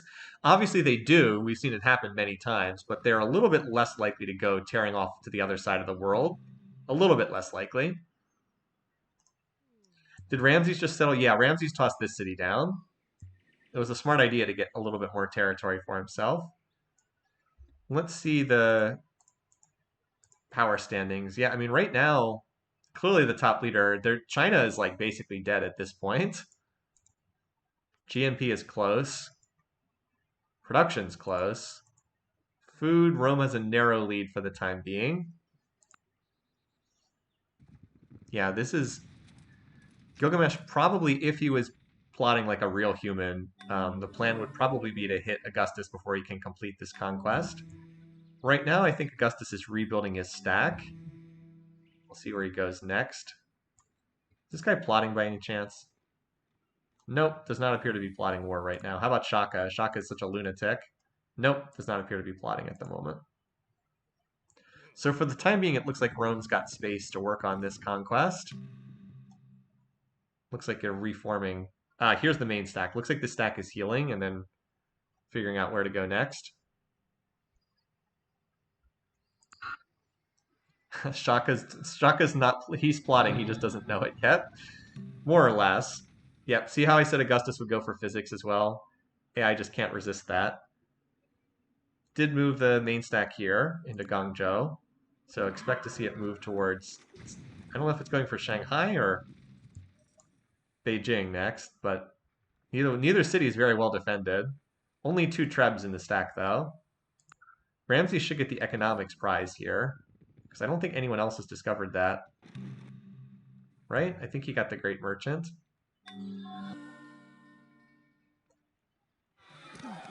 Oh, what the? Oh, I didn't even know that that city was being attacked there. Ooh, Ramses, no, no, no, no. You don't want to do that, Ramses. Oh, no. He changed to another religion. Ah! He just tanked his relations with everyone else in the game. Oh, boy. Did Shaka declare war on Gilgamesh late this game? No, not really. He declared pretty early on him. Oh boy. Well, now Ramses does not like Gilgamesh, and now Gilgamesh has plummeted all the way down to cautious. Oh boy. Well, that was probably a mistake, buddy. He would not, again, this all goes back to that city being given away in the treaty. He would not have changed to this religion, except it's a self-founded religion for him. See, this is the Confucian holy city. If he had kept the Islamic holy city, he never would have converted away, and we might have seen Gilgamesh swap into Judaism. Oh boy, what a mistake that is. Especially because he doesn't have rifling and Gilgamesh does. He better pick up rifling pretty soon here. If he goes down the scientific method path, this is not going to end well for him. Not at all. Well, we'll see. But I think that he just made a terrible mistake.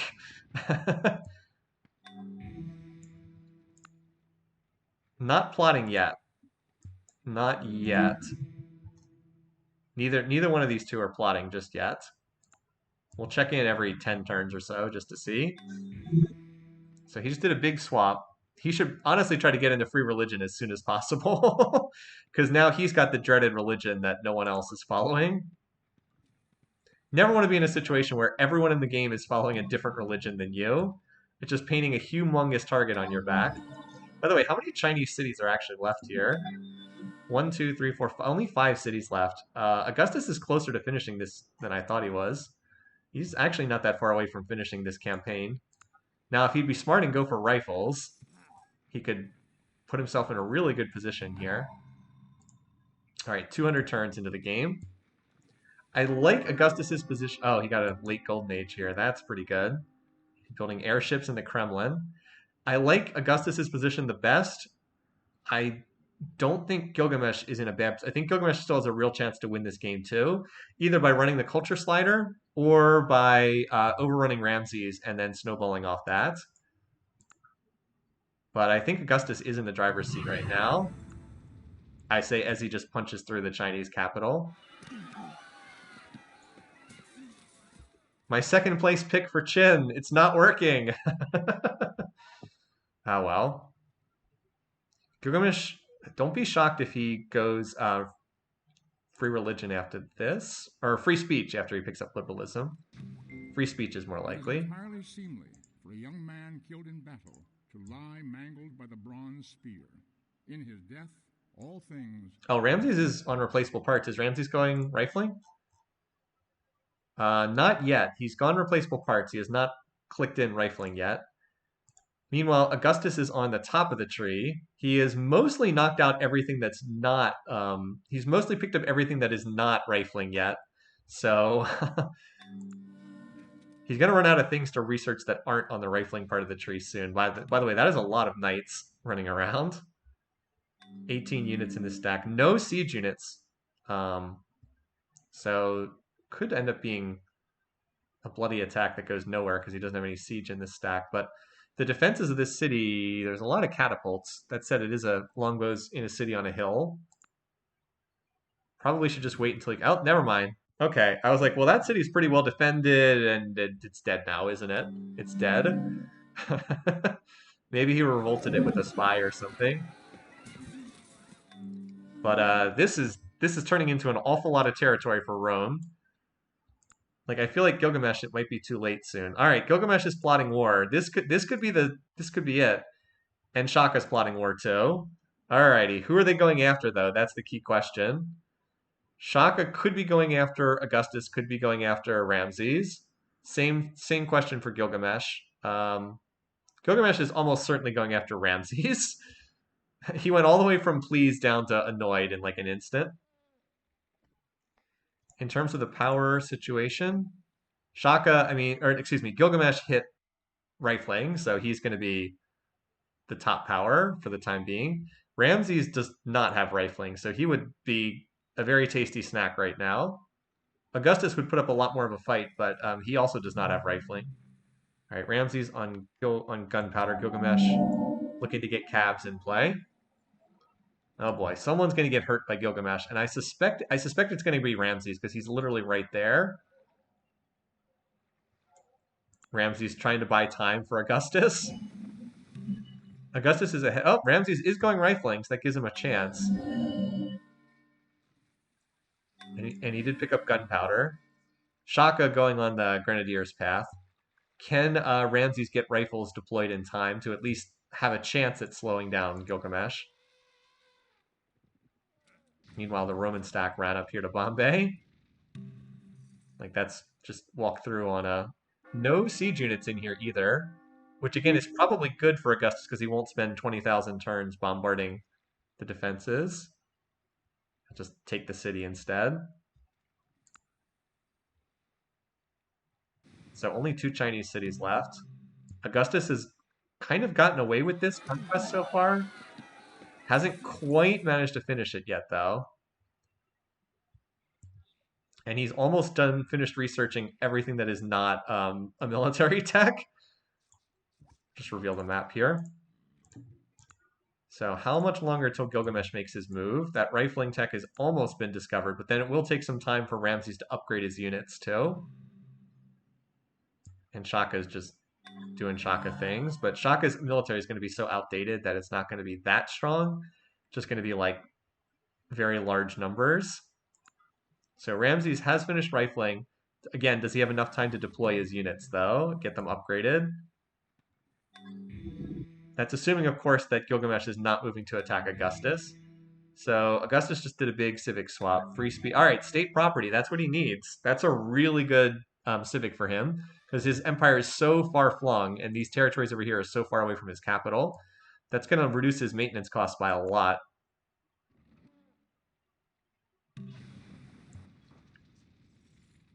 Bombay. All right, so there's the war. The first war we were expecting, Shaka to declare. Not a surprise that. So that's war number 7. Again, Ramses just picked up rifles, but he has not had a chance to upgrade too many of them yet. I suspect he's running... Yeah, see the plus 400 gold? That means he's upgrading units into rifles. So this is a large stack. 44 units. It's outdated, but 44 units is 44 units. So that's gonna, I mean, that's gonna take at least one city. And Gilgamesh's power is still spiking, like still spiking. Here's Shaka down here. So I think Ramses is in an awful lot of trouble right now. Guess we pick up war number 7, as you guys said. The only way that this works for Ramses is if this attack from Gilgamesh is directed against Caesar, which I don't think it is, but there is that possibility. So he just went free speech, and that's going to increase his culture. We also have to keep an eye on the cultural victory. Uruk, Memphis, Eridu. Well, he's in... Gilgamesh is revolting right now, but we can check on the following turn. There it is. There's the war declaration. You just declared on the poor, unfortunate Ramses. Poor Ramses. If only he hadn't given that city away, his holy city would have made such a big difference. He will be able to slow this down, but he will not be able to stop this war.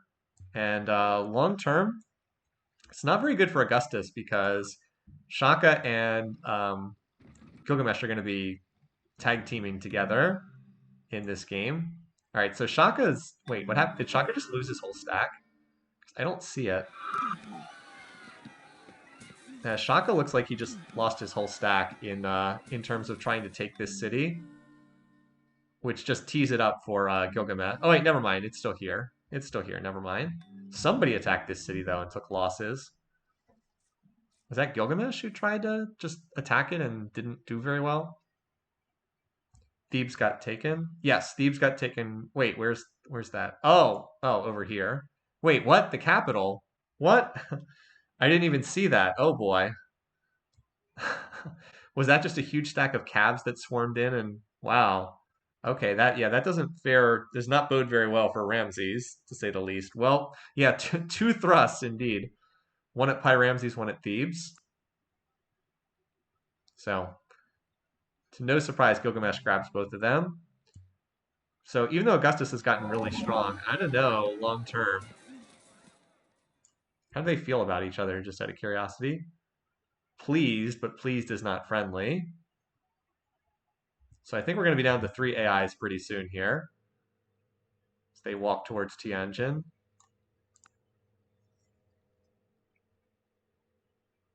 Yep, Augustus is strong, but I don't know if he can hold out against Shaka and Gilgamesh down long term.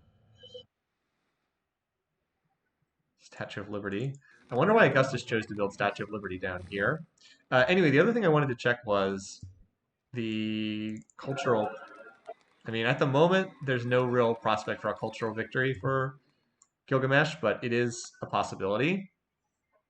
I'm hoping that Augustus can win this game because that would get me a lot of points in the picking contest because I have him to win. Whereas 60% of you have Gilgamesh to win. So if Gilgamesh wins, everybody else is going to get a ton of points and I'm going to get like nothing. Because my other picks have not borne out in this game. Also because if Gilgamesh wins, it's going to be by domination, which is also something I didn't pick. Yeah, I think that this is going to be a total collapse for Ramses. I don't see any chance he has of pushing this back. Like, here goes Gilgamesh again. Wait, what the what? This is just one Gilgamesh unit. I was like, why is there a Gilgamesh stack down here? But it's not. It's just one unit running around. All right, well, that city's going to get taken. Augustus also still does not have rifling tech yet. Wow, this collapse is happening very quickly. I'm trying to watch China get eliminated here. And Egypt is falling apart like in mere seconds. So that's it for China. Just economically, we don't know. It's hard to know what happened to China in this game, but sure didn't work. Whatever the heck was going on. All right, so let's mark that down on our spreadsheet. Here we go. All right, so Chin eliminated.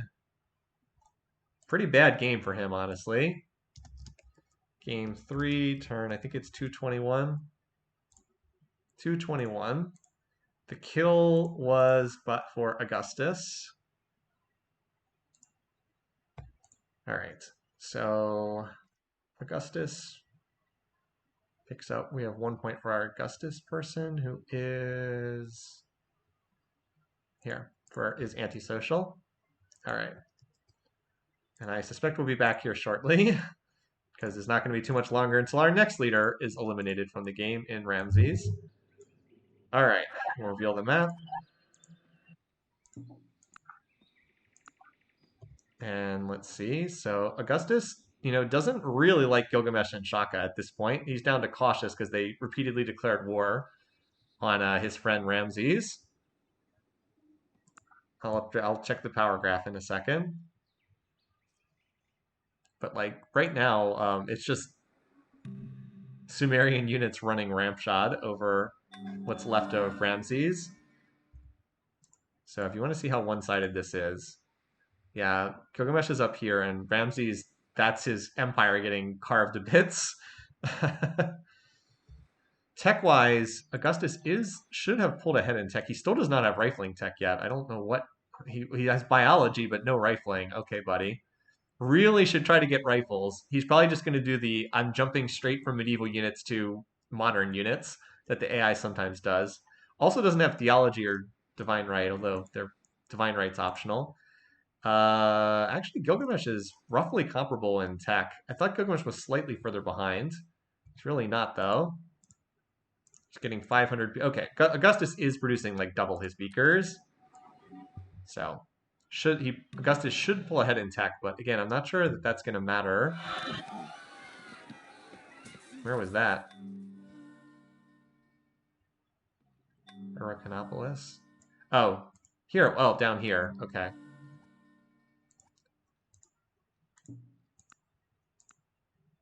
Down there. Gotcha. Meanwhile, Augustus is building all peaceful buildings. Oof, Giza just got shredded by a lot of units. Didn't fall, but just got absolutely annihilated there by that big stack right there. And Gilgamesh's units are like just getting more and more promotions each turn. So that city's dead. As you said, it's falling pretty quickly. All right, Augustus, are you ever going to get rifling? You're going steam power and you don't have rifling tech.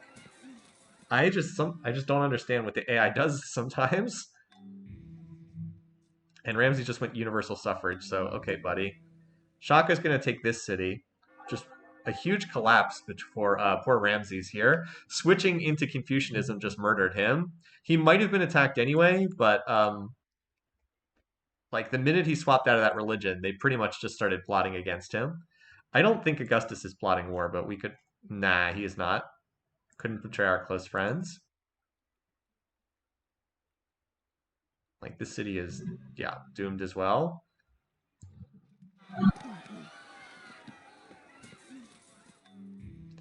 Part of the question is like every city that Shaka takes is a city that Gilgamesh doesn't get. So this city is next up here. This city is doomed on like this turn. Now Augustus is going for steel. He's actually picking up a lot of techs. He's just not getting anything military. I mean, he's safe for right now because Ramses is buying him time as Ramses dies horribly. But like he does need to get actual military units at some point. He's very lucky that Ramses is absorbing these attacks. Ramses converts back to Islam. Yeah, probably should have done that sooner, buddy.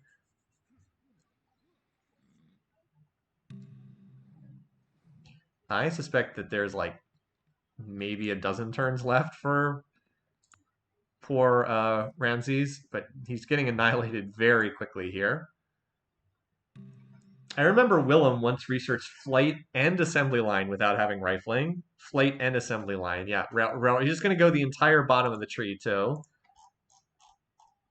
He'll probably pick up combustion as well. So, like, again, you look at these tech trees sometimes and you're like, what? You're like, you have every tech beyond this and you skip the one thing that makes you safe militarily. It's like, what? It's really crazy sometimes how the AI does this. Machine guns will solidify, that's true. And again, Augustus is not being attacked right now. It's just, it's really bizarre watching him not research these techs. He also did get Statue of Liberty, although it's in a very precarious spot. Like, look, this is in one of his border cities. This would be pretty much the first place to get attacked. He is in representation, so that is worth a lot of beakers. I mean, he's at 1,100 beakers. Like, Gilgamesh is really not far behind in tech. Shaka is, but Gilgamesh is keeping pace, and he's going to have a lot of additional territory when this is done. Although Augustus is actually running plus 100 beakers for some reason. Probably doesn't need to run that many surplus beakers. All right, this is the main stack right here for Gilgamesh. This city's culture will swallow up both of these cities after post-capture. Oh, Shaka was in a golden age too, and his research was that bad? Well, that's not good.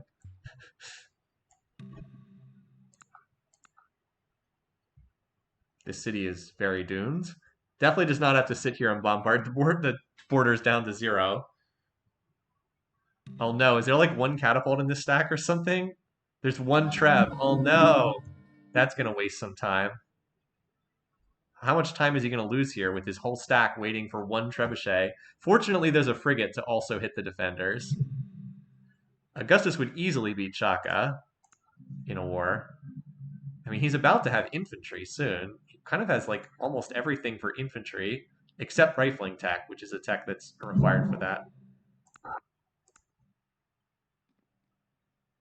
He's flipping civics here for some reason. Oh man, why would you build why would you build Statue of Liberty and then immediately go into universal suffrage? Boy, the AI is really dumb sometimes. It's like, no, I don't want free beakers on all my specialists that I'm getting in every city. So the good news for Ramses is he's stalled out here. Shaka has this stack with 3 trebs slowly bombarding, and Gilgamesh has 1 trebuchet slowly bombarding that city. So this is buying Augustus some time here. Like, not enough time, probably. What is he doing? Why is combustion 7 turns? Oh, he's upgrading something. I don't get it. Turned off science for some reason. I guess he was probably upgrading to machine guns, most likely. It's weird that this ran so quickly in the earlier game, and then now this war is like slowly stalled out, even though it's like a 1 victory at this point. Shaka doesn't even have education right now. Upgrading to machine guns, as you guys pointed out. I'm sure that's what it was.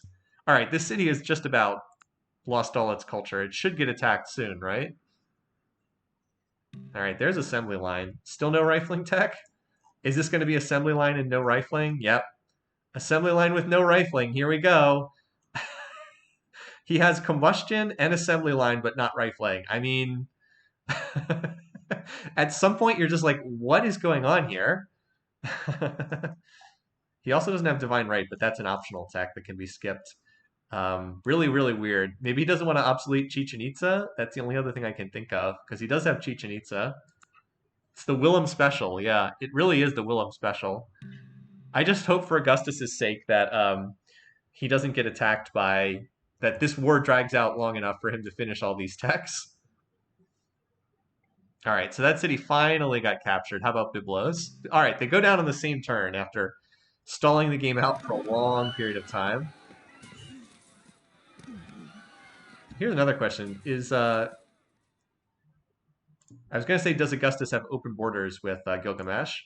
Which he does. Because there was the possibility, if they didn't have open borders, that this army sits and heals in the city, and then the borders pop, and then they're trapped. But they do have open borders, so that doesn't matter. So this city's borders will swallow that. Yeah, this city probably ends up in Roman hands. Probably. Just like this city here probably does as well, long term. Alexandria I'm less certain about. 20, 40, 60, maybe. We'll see. Probably will hold enough tiles that Gilgamesh can control it. Anyway, Ramses is very dead.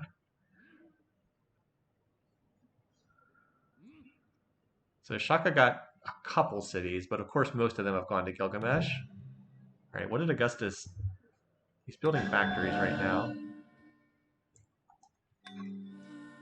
Yeah, no, Augustus is definitely ahead in tech, but like he's not that far ahead. Like notice that Gilgamesh is also researching assembly line, so like he's not that far ahead, and that's why I think that long term with Shaka, who will work, Shaka will work together with Gilgamesh. They're very strong relations. I don't know long term if this works for Augustus for that reason. Might be better for Augustus. Might be more Augustus second, honestly, than Augustus first. I'm going to be rooting. I'm rooting for him to first with my picks, but I don't know. I'm just trying to analyze the game here as honestly as I can.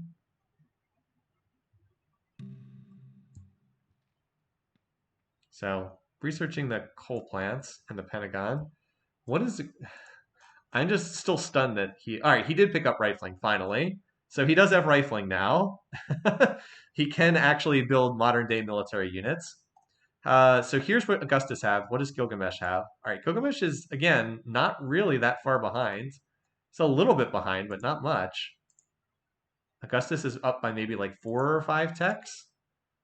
Like I said, not a big difference. One thing that will help Augustus is he already has biology, so his cities are not going to starve to the degree that a lot of AIs do when they first tech industrialization. Assembly line, excuse me. All right, Shaka took another city over here. See who gets the final. You know, it might be Shaka who gets the final blow. He gets the kill credit. That would certainly be amusing. All right, 250 turns into this one. Let's keep going for right now until this war is over.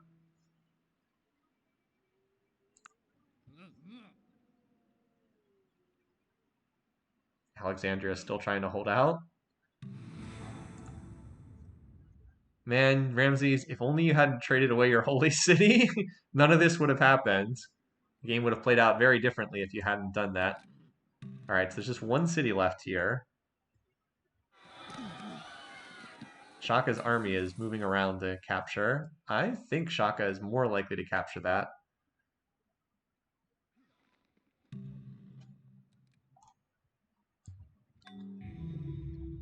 Meanwhile, Rome is see, Rome's running a huge gold surplus to upgrade these units because there's so many old units that have to be upgraded. It takes the AI a while to do that. All right, is Shaka just going to attack this city, or does it get dragged out a little while longer? All right, gets dragged out at least one more turn. How many cities will flip to Rome? I mean, it's not a guarantee, but like this city's pretty doomed. Um, like I don't see how this city doesn't get it either flips or starts down to size 1. This city maybe. Byblos. I think Byblos is okay. Navajo certainly looks like it. Hyrcanopolis for sure. Navajo probably. So maybe like 3 or 4 cities I would expect. All right. So that's it. Ramses makes his painful end, and Shaka is the one who gets the kill. All right. Egyptian civilization has been destroyed. Let's mark this down too. So this is turn 255. Ramses, sorry, buddy. You looked good for a while. Be wary of giving away cities that you really should not. So Shaka gets the kill. Oh, and I wasn't updating this over here, was I? All right. Shin. And then Ramses.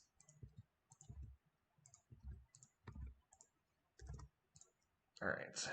And 1 fantasy point for our Shaka owner, who is Shinitiao. All right. So now then there were 3.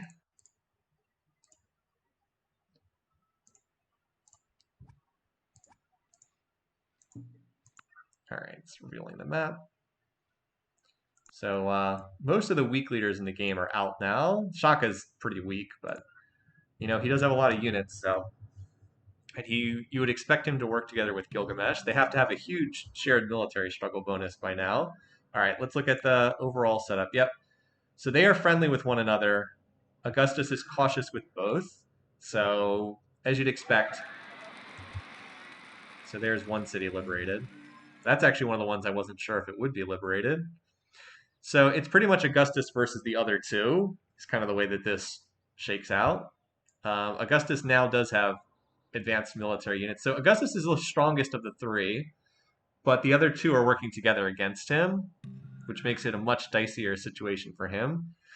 So yeah, Augustus has 46% of world pop, 48% land area. Gilgamesh is 35-33. Shaka is 17-16. So that's where we stand right now. And Augustus is more likely to research not the military techs as we've seen, although he is going for industrialism right out of the gate, which is the one that gives tanks. He's been upgrading his military too. Let's just look at where they stand on the graphs for right now. All right, GMP, yeah, these two are very close. Shaka is not competitive. Production, both close because they both have factories. Food, slight edge to Augustus. Power, very close. Shaka, kind of irrelevant. Culture, close. Espionage, close. Chances for culture are non-existent unless Gilgamesh runs the slider. If he turns the slider on, suddenly it gets interesting. But otherwise, we'll know if he turns the slider on. That's when it'll be interesting. So the big difference between them is like if Augustus has spare production, he's probably just going to build research in his cities. This city also just got either revolted or liberated over.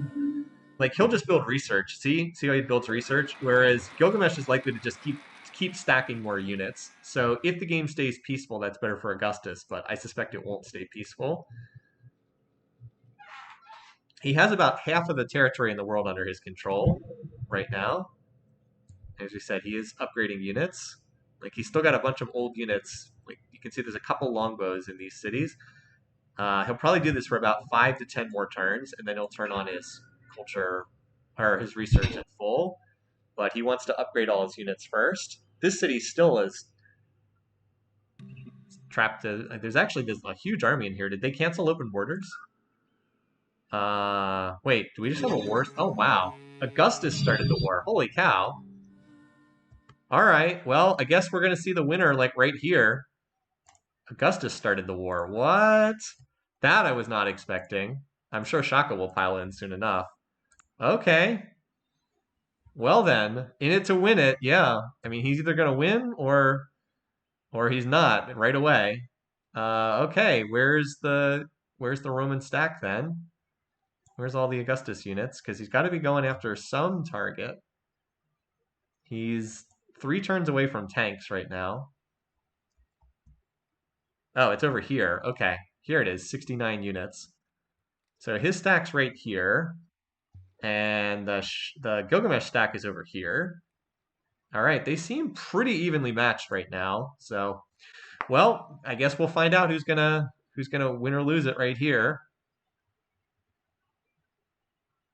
over the next couple turns. At least we get a more interesting ending here. Another revolt from Augustus. I don't know why his big stack is up here, though. Because he can't go through Shaka's territory. Maybe he's going for Varanasi. It's kind of a strange target strategically. Although I guess Gilgamesh's stack is also just sitting here. All right, Gilgamesh starting to move his stack out. Gilgamesh having his stack kind of trapped in Augustus's territory is not ideal for him. Yep, this stack I'm assuming is going for Varanasi. How long do you think before Shaka piles into this war, by the way? Or he says he's afraid of their military might, which I believe is something you get when they're not planning on attacking. So a lot of units roaming around, but I do feel like it's bad for Gilgamesh that his big stack is like trapped deep in Sumerian territory right now. And Augustus is building some of the late game happiness wonders for what that's worth. All right, so far not a ton of action on either side. It's like both of them are limping their stacks to their rail network so they can actually send them somewhere useful. This stack, and then meanwhile, Augustus also doing the same thing. Where the heck is he sending this? So far, it's walked from Bombay down to Chengdu. Maybe it's going for Pataliputra. I guess he's trying to wipe out this little, I don't know what, I don't even know what to call that, salient pocket.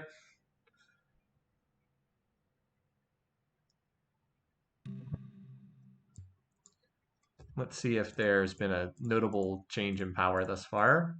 Gilgamesh, pretty even thus far. Maybe slight edge to Augustus.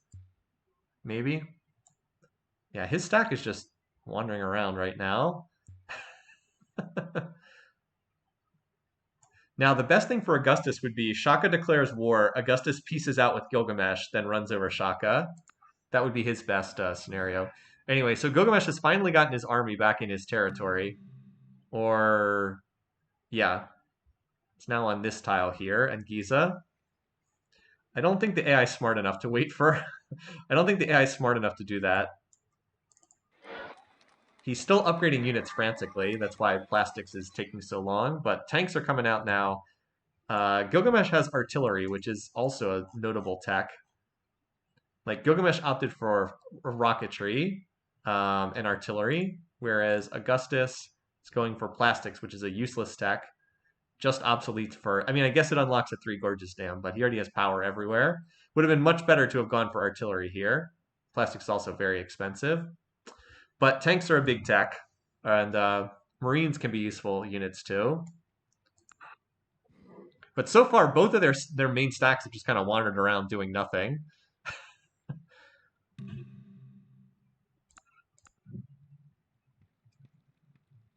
Yeah, like this stack is still sitting here doing nothing.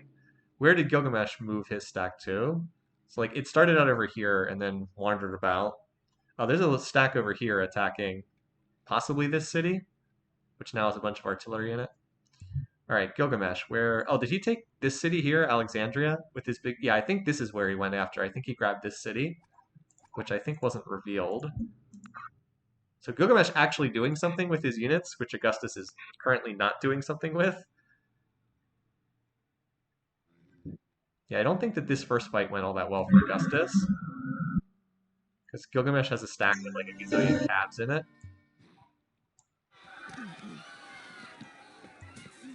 So they traded those locations, Alexandria and Akhetaten.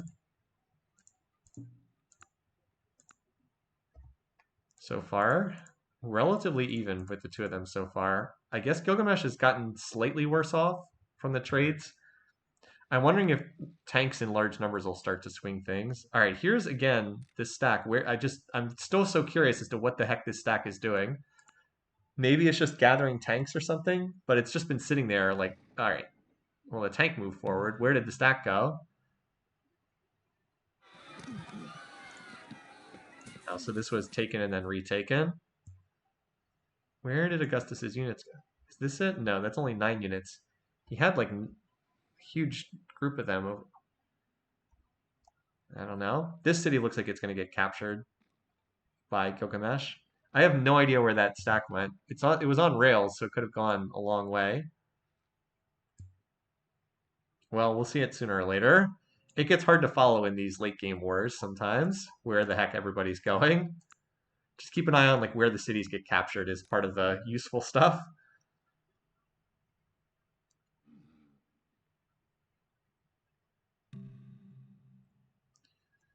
So there's a lot of caps here. Bombay. Yeah, that was the city that was right on the border. And there's a pretty good stack attacking this spot too. I'm just not sure like what Augustus is doing with his units. Kind of just like walked around in circles, whereas Gilgamesh is actually attacking targets. Even though with the tanks, you would think that Augustus would have the edge. So far, he's has not really. All right, maybe he's going for Alexandria. Oh, he went for Alexandria, I guess. Okay, that was a better turn for Augustus there. Play the clown music. Is Shaka plotting? No, he's just saying their power is too high for me. Although converting to Hinduism is a really bizarre move. Not going to matter as long as everybody's engaged in war, but if they drop out of the war, that could matter a lot. So Augustus has still been stuck on plastics for a while now. I think he got a much better trade on that turn of the war though, because like he took back Alexandria, and I think he killed quite a few units of Gilgamesh's. But like Gilgamesh just captured this city over here, so like I'm trying to follow where they're focusing on either side, but it's hard to see because there's so many units on the map right now. But like that turn went better for Gilgamesh. Oh, okay. Gilgamesh took a big loss there. Wow. Well, Gilgamesh is still taking cities for right now, but somewhere out there there's more units for Rome, based on what we just saw on this turn. Somewhere out there was a bad trade. Rome seems to be focused over here for whatever reason. Here's a pretty decent sized stack. Still not exactly sure what happened to the stack that had all those units in it on the part of Augustus earlier. Like we know that Gilgamesh seems to be pushing over here. Tanks versus not tanks is indeed a big deal. Yeah. Tanks tend to win most of the unit versus unit matchups. Shaka wants more aid again. Does feel like Gilgamesh is researching a little bit faster right now, though. So here's a pretty decent sized stack. Let's see where this one's going.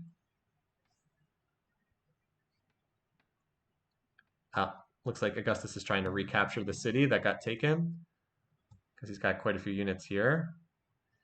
Gilgamesh, instead of researching satellites, he'd do well to pick up industrialization and get tanks in play so he can counter tanks with his own tanks.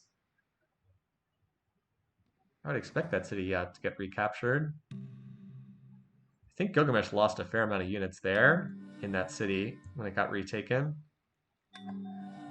Oh, here we go. Here's Augustus's stack. He's trying to take this city here. Oh, this is the Confucian Holy City, not that it has that much in it.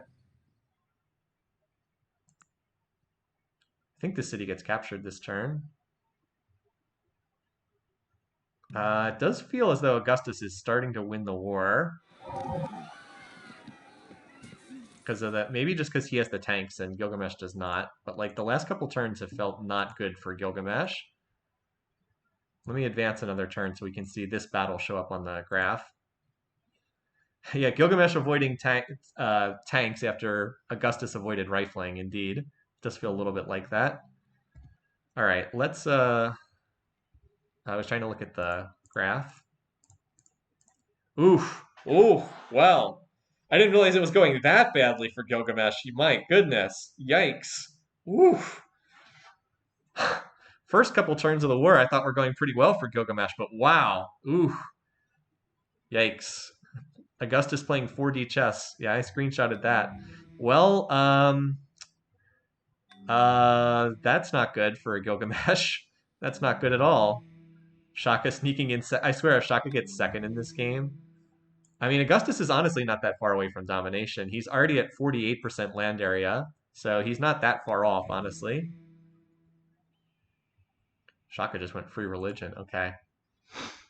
I mean, I think if Augustus keeps the pressure on, he's going to win by domination. Whether he does that, I don't know, because he's not the most aggressive leader. But I think that if he keeps the pressure on and keeps doing this, as Gilgamesh builds Eiffel Tower, like the battle is now kind of raged back into former Egypt. I mean, like there's just so many tanks in this stack. That said, Gilgamesh is starting to build some anti-tanks, but like the AI never builds anti-tanks in large enough numbers to stop a determined tank push. And like there's just not enough there to stop this push. Even with the 80% cultural defenses, it's just nowhere near enough. Boy, the tides of battle really seem to have swung here. And Shaka's like, I'm staying out of this, you guys. Yeah, see, we're afraid of their military might. Yeah, no help coming from that direction. Look at all these City Raider tanks. There's multiple City Raider 3 tanks about to hit this city. Like, the defenses are not down here, but does it really matter? Oh, there are cannons on this over here, too. See if he waits for the cannons. Like, if the cannons take out the cultural defenses here, there's no way to stop all those City Raider 3 tanks. Gilgamesh is still building wonders for some reason, too. So building the Three Gorges Dam cleans up all of Augustus's coal plants, so no longer dirty power. Here's another question I had. Does Augustus have open borders with Shaka? He does not. So Augustus cannot go through Shaka's borders. He has to walk around, which is pretty interesting. But like this city will fall in a turn or two. And like here's the next advance going forward here with 3 cannons. Augustus should pick up artillery so he can upgrade these cannons into artillery. It's not an expensive tech, and it would help him a lot.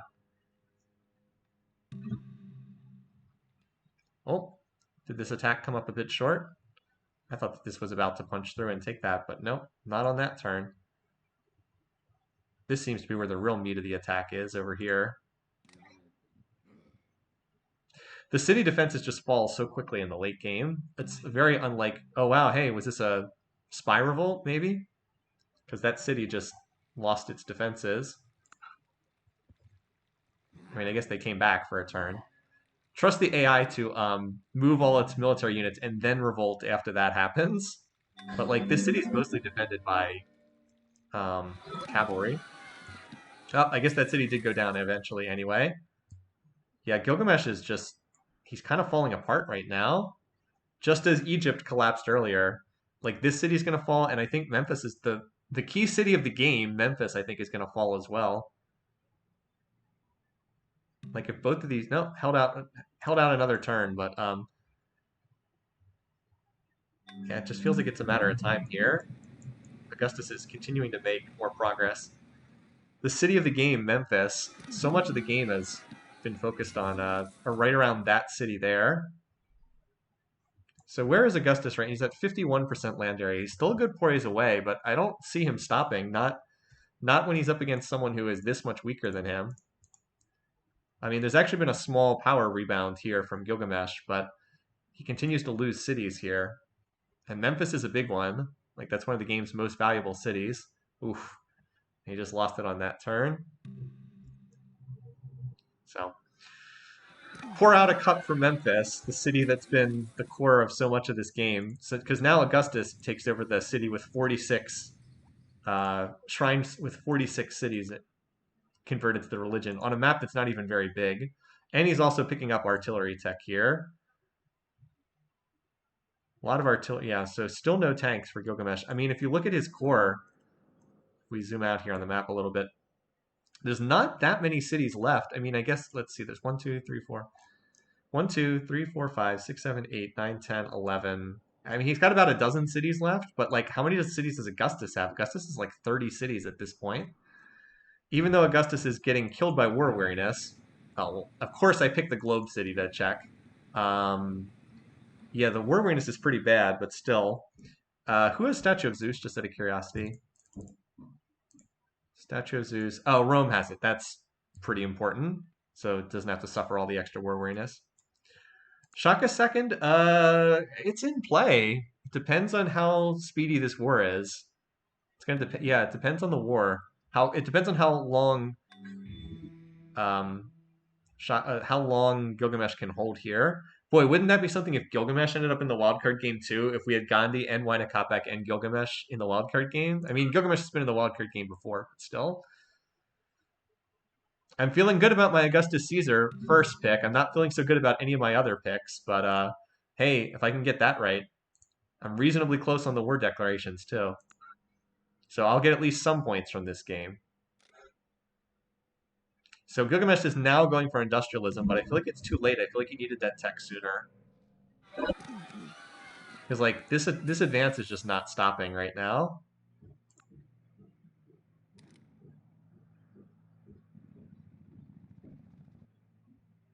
How much more does he still have to go? All right, he's at 53% land area. That's a fair bit more. I keep waiting to see if there's a new push going on Bombay, and for now, looks like the action is all over here right now. Like at this point, even if Augustus signed peace, Gilgamesh could not stop him from going to space or be a threat at any point thereafter. But I don't see Augustus signing peace. I really don't. Boy, you know, I thought Augustus might be throwing the game when he declared on Gilgamesh, but it looks like he really knew what he was doing. because that has turned into one of the big plays of the game. Like that right up there with Ramses flipping his religion like a moron has turned into one of the biggest moments in the game. So there's no artillery support for this attack. Should probably wait one turn for the rest of these tanks to group up there at Eridu. Apparently just went in and attacked anyway. Or did he? Actually, no, I think he pulled back a tile.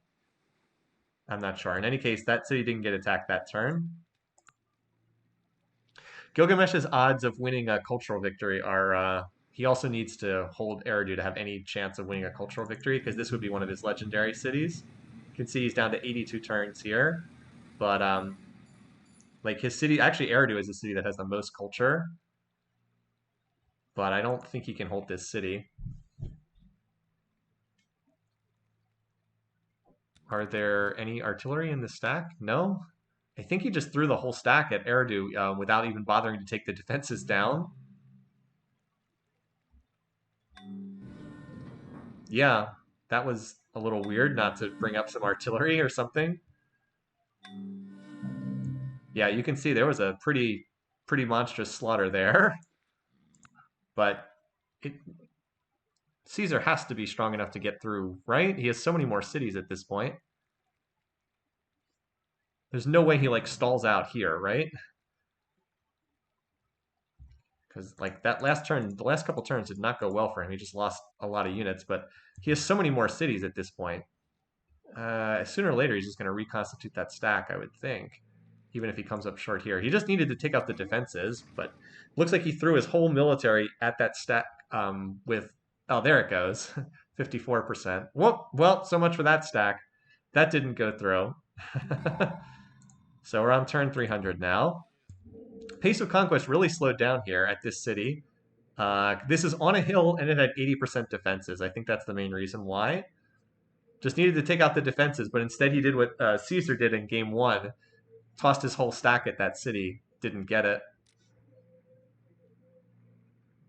Can you ask Augustus if he will take peace? No, I don't know how to do that. I guess I could ask him. I don't think he will. We'd rather win the game. Thank you very much. That's pretty funny. We'd rather win the game. Thank you very much. So landing a whole bunch of paratroopers over here for no reason. Oh, because this city's unguarded. Just landed a gazillion paratroopers against the city because it's not well defended. That's funny. Of course, Gilgamesh gets to move first. We'll see if he reinforces it. Nope. Did not actually reinforce it in time. The paratrooper brigade gets the job done.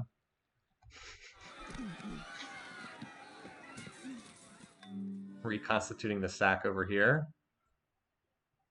But has not exactly accelerated the date of this conquest, right? It's been taking a while.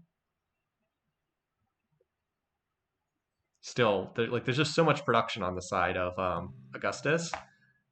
Sooner or later, he'll get his stuff together, and he just went into a golden age. So, what's his beaker rate right now? Gilgamesh is at 700. Augustus is double that, and he's got a gazillion gold for upgrades. So he's probably more like 2,000 break even. If by some miracle this doesn't end in domination, it's probably going to end in space for Augustus. I don't see Gilgamesh being able to beat him there. Not with Gilgamesh still losing more cities. I mean, Gilgamesh's research rate has fallen. You really want to be around 2,000 beakers at the end of the game. 700 just takes such a long time to get there. All right, once again, though, there's no siege with this stack as far as I can tell. But there might just be enough units to punch through because there's a lot fewer units in this city than there was the last time at Eridu. Oh, it was revolted. All right, well, there goes all the defenses. Maybe bombers took it out that time. Without cultural defenses, there's no way this city can hold. Although a lot of the units attacking do seem to have died. So, I don't know. I'm just sort of shocked that Eridu has been holding out this long. Somehow still holding out. Also, these cities getting bypassed is pretty hilarious. But Fortress Eridu continues to hold for the time being. I feel like when this city gets captured, if it gets captured, that's just it. Still, it seems weird that so many cities were lost by Gilgamesh, and then like after it felt like the war had like flipped, all of a sudden then Gilgamesh started holding this city. Kind of weird, right? Like it just feels weird that this is where the city has the war has ground to a halt. In terms of space race, let's take a quick look at that. So Gilgamesh needs most of the modern era still yet to go. Augustus also needs most of the modern era still yet to go, but his research is a lot stronger at this point. Why is he building spaceship parts? Why not? Of course he's going to try to build them if the game's still going on. Like Augustus just continues throwing units at this city over and over again. The surviving units in here are so highly promoted, it's starting to get absurd. Look at these Marines with like drill 4 promotion. Because tanks don't do very well against Marines. I suppose at some point Augustus will just get the next generation of military tech. Because he's only 1 tech away from composites. Although he does need computers. Actually, he's two away from this. He needs computers as well as composites. Like he has laser up next. He's 2 techs away from mechs. So he's 2 techs away from mechs, 2 techs away from modern armor. At some point, he'll just get those units, and that would be enough to capture this city with the Marines that have like absolutely insane promotions now. Yeah, thanks, Protective. Yeah, like every one of these units has gotten super duper promoted now. Kind of insane that Augustus is struggling to punch through there. Do we have like a repeat thing over here at Bombay? Fortress Eridu just continuing to hold out. Certainly dragging this game out longer.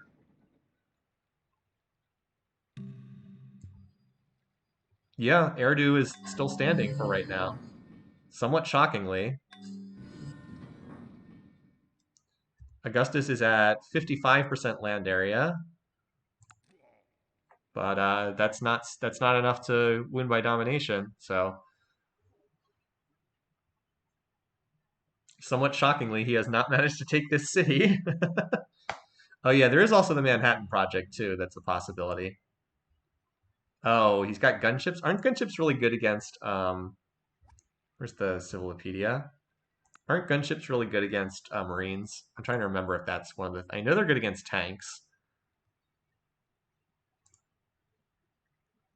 No, they're good against tanks. They're not good against Marines. Oh well. And it's not like there's a lot of tanks out there for Gilgamesh. So the war continues to stalemate for the time being, somewhat shockingly.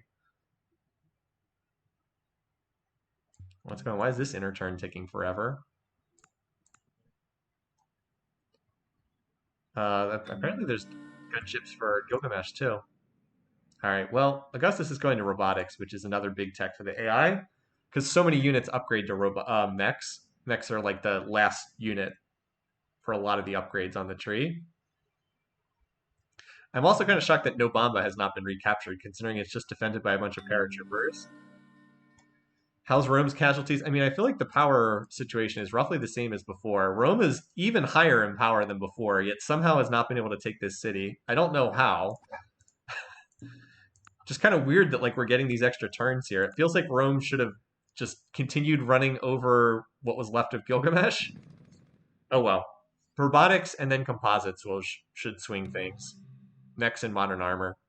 You get a big surge in unit strength from getting the very end game units. Like I feel like we've been on this part of the map forever. Like Bombay still hasn't gotten captured. Augustus was in a golden age that whole time. That's right, he captured Mausoleum because it used to be an Egyptian territory, so now he had the Mausoleum for the extended golden age.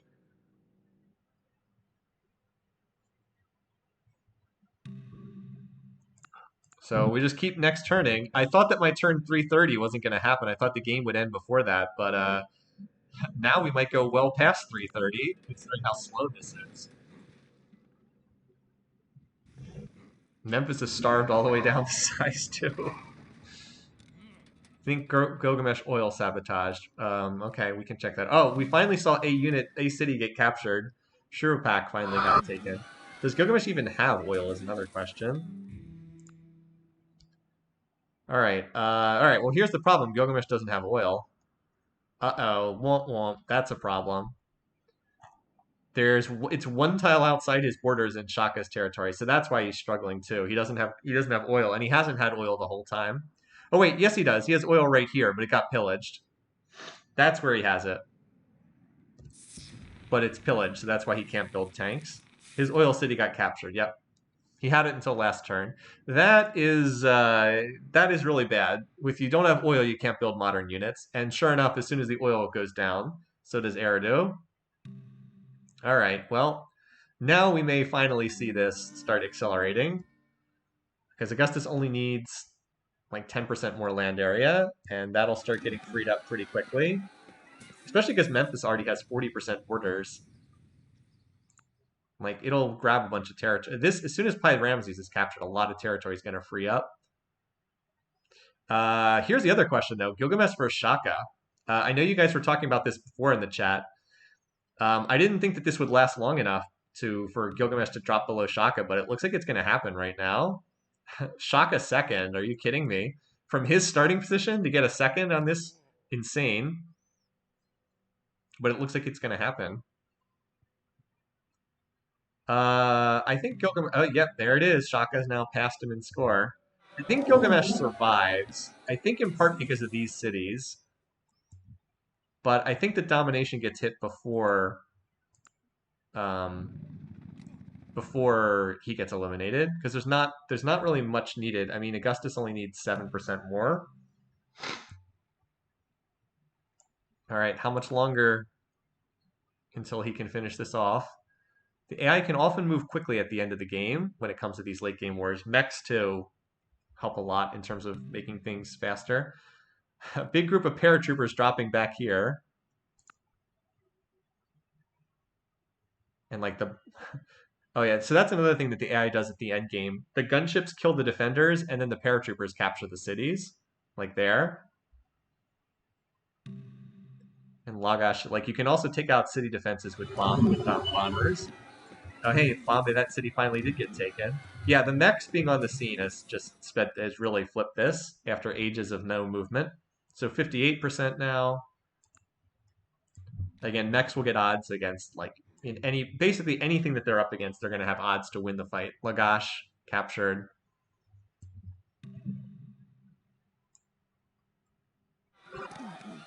This city holding out for the time being.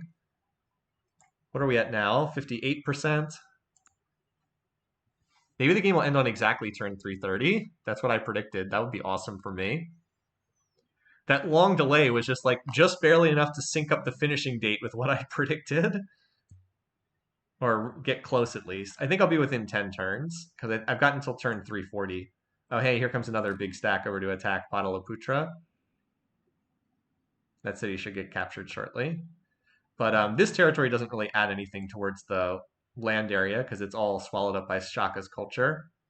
All right, this city will get captured, and then it's just whatever's left in the north for Gilgamesh. All right, as expected. How there's paratroopers landing everywhere in the back lines too. Like the ships, these battleships took out the defenses of this city, and then these paratroopers just landed in the back lines. Poor Gilgamesh. Such a good game from him, but it's not going to end the way he wanted.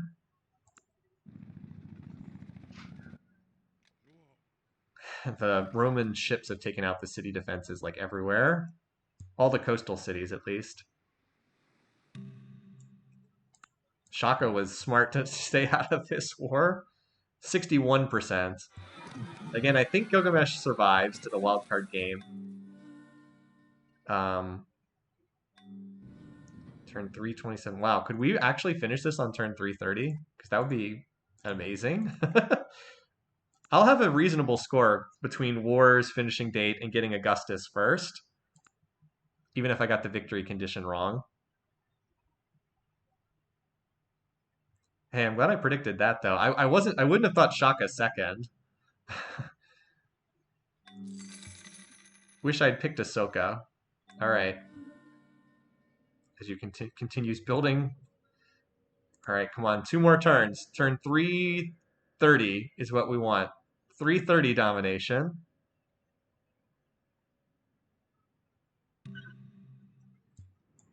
So we're at 61%. I don't think it's going to happen on this upcoming turn, unfortunately. I think we need another turn or two. If both of these cities got captured on the inner turn, but I don't think they're both going to get captured on the inner turn. I think we need a few more turns.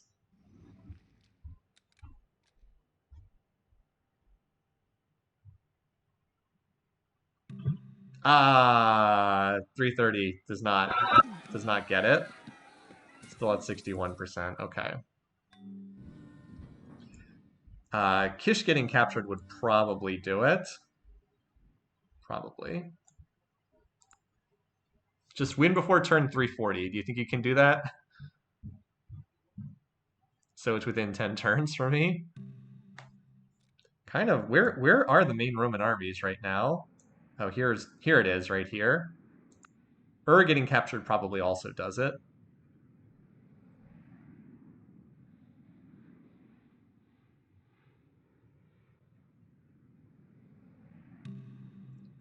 Just ticking down the last couple turns here. Like, there's not much in this city. Any stack heading to that city would be probably enough. Kind of a sloppy ending here for Augustus. Sure, taking his time. I think capturing this city is actually enough to put an end to the game.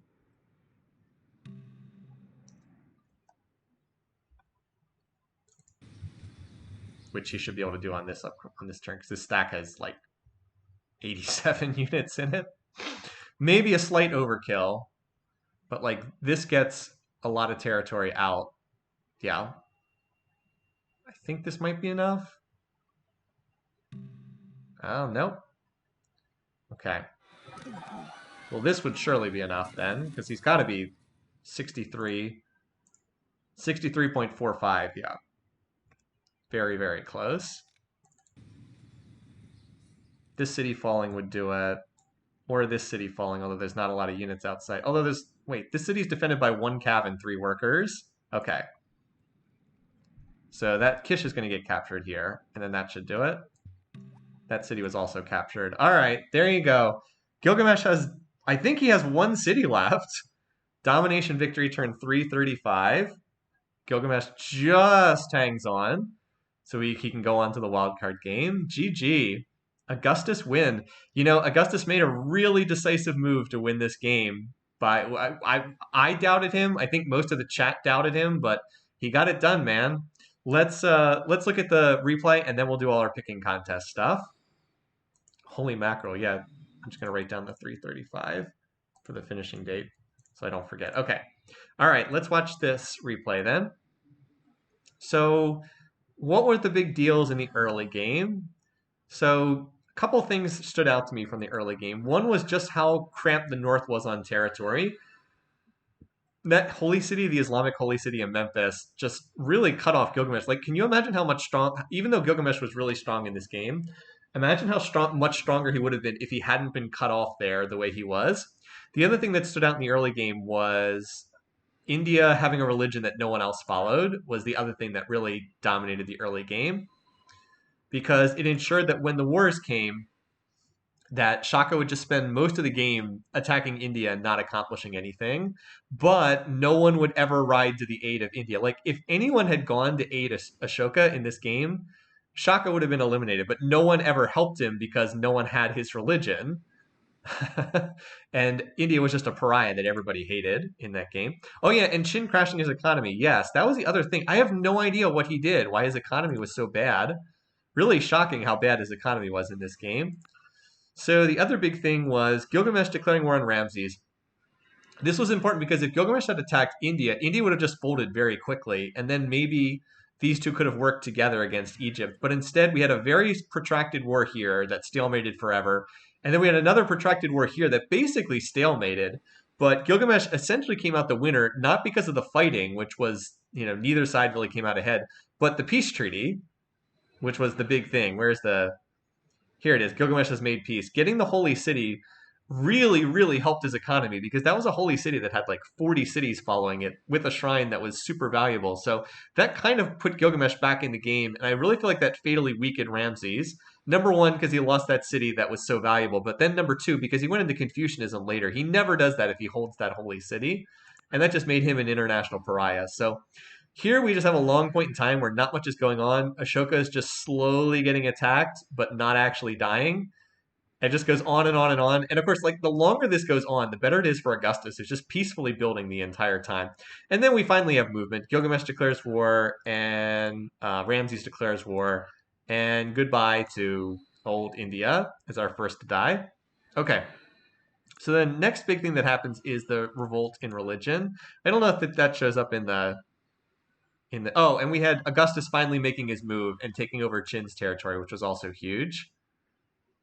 So he doubles his territory basically, or almost doubles his territory. And then the other thing is, while that's going on, no one interrupts Augustus while he's taking this territory. Like he doesn't have Ashoka attack off the top rope or Gilgamesh backstabbing him. He's able to get all that territory in peace, so the diplomacy works really well for Augustus. And then Ramses opts to convert into Confucianism, immediately gets declared war on, and then these two just spend ages beating on Ramses, which gives Augustus the time to ignore rifling tech, not get punished by ignoring rifling tech, and tech up to more advanced units, such that he has spent the whole game building up. He's ready to go, and he pounces on Gilgamesh. And very surprisingly for all of us, it turns out to be the right decision. Even though he stalls outside Eridu, he's just got so much more territory that it's pretty much a game over situation. Finally gets to Mex and then just plows through what's left. And yeah, at the end of the game, Gilgamesh has one city left at the end, and that's it. So wins the domination victory. Really a big surprise. Let me just do the one more turn here for a sec, just so we can see the fact that he's got the one city survived with one city, if I'm correct. Yep, that's it. One city remaining. One city left with 2 infantry in it. It was that close to Gilgamesh just being eliminated and being out of the game. So yeah, there you go. One city remaining. Did protective trait save him? Maybe. It's hard to say. It certainly stalled the game, but wasn't enough to save him. So he'll get another shot in the wildcard game, and we'll see what he does there.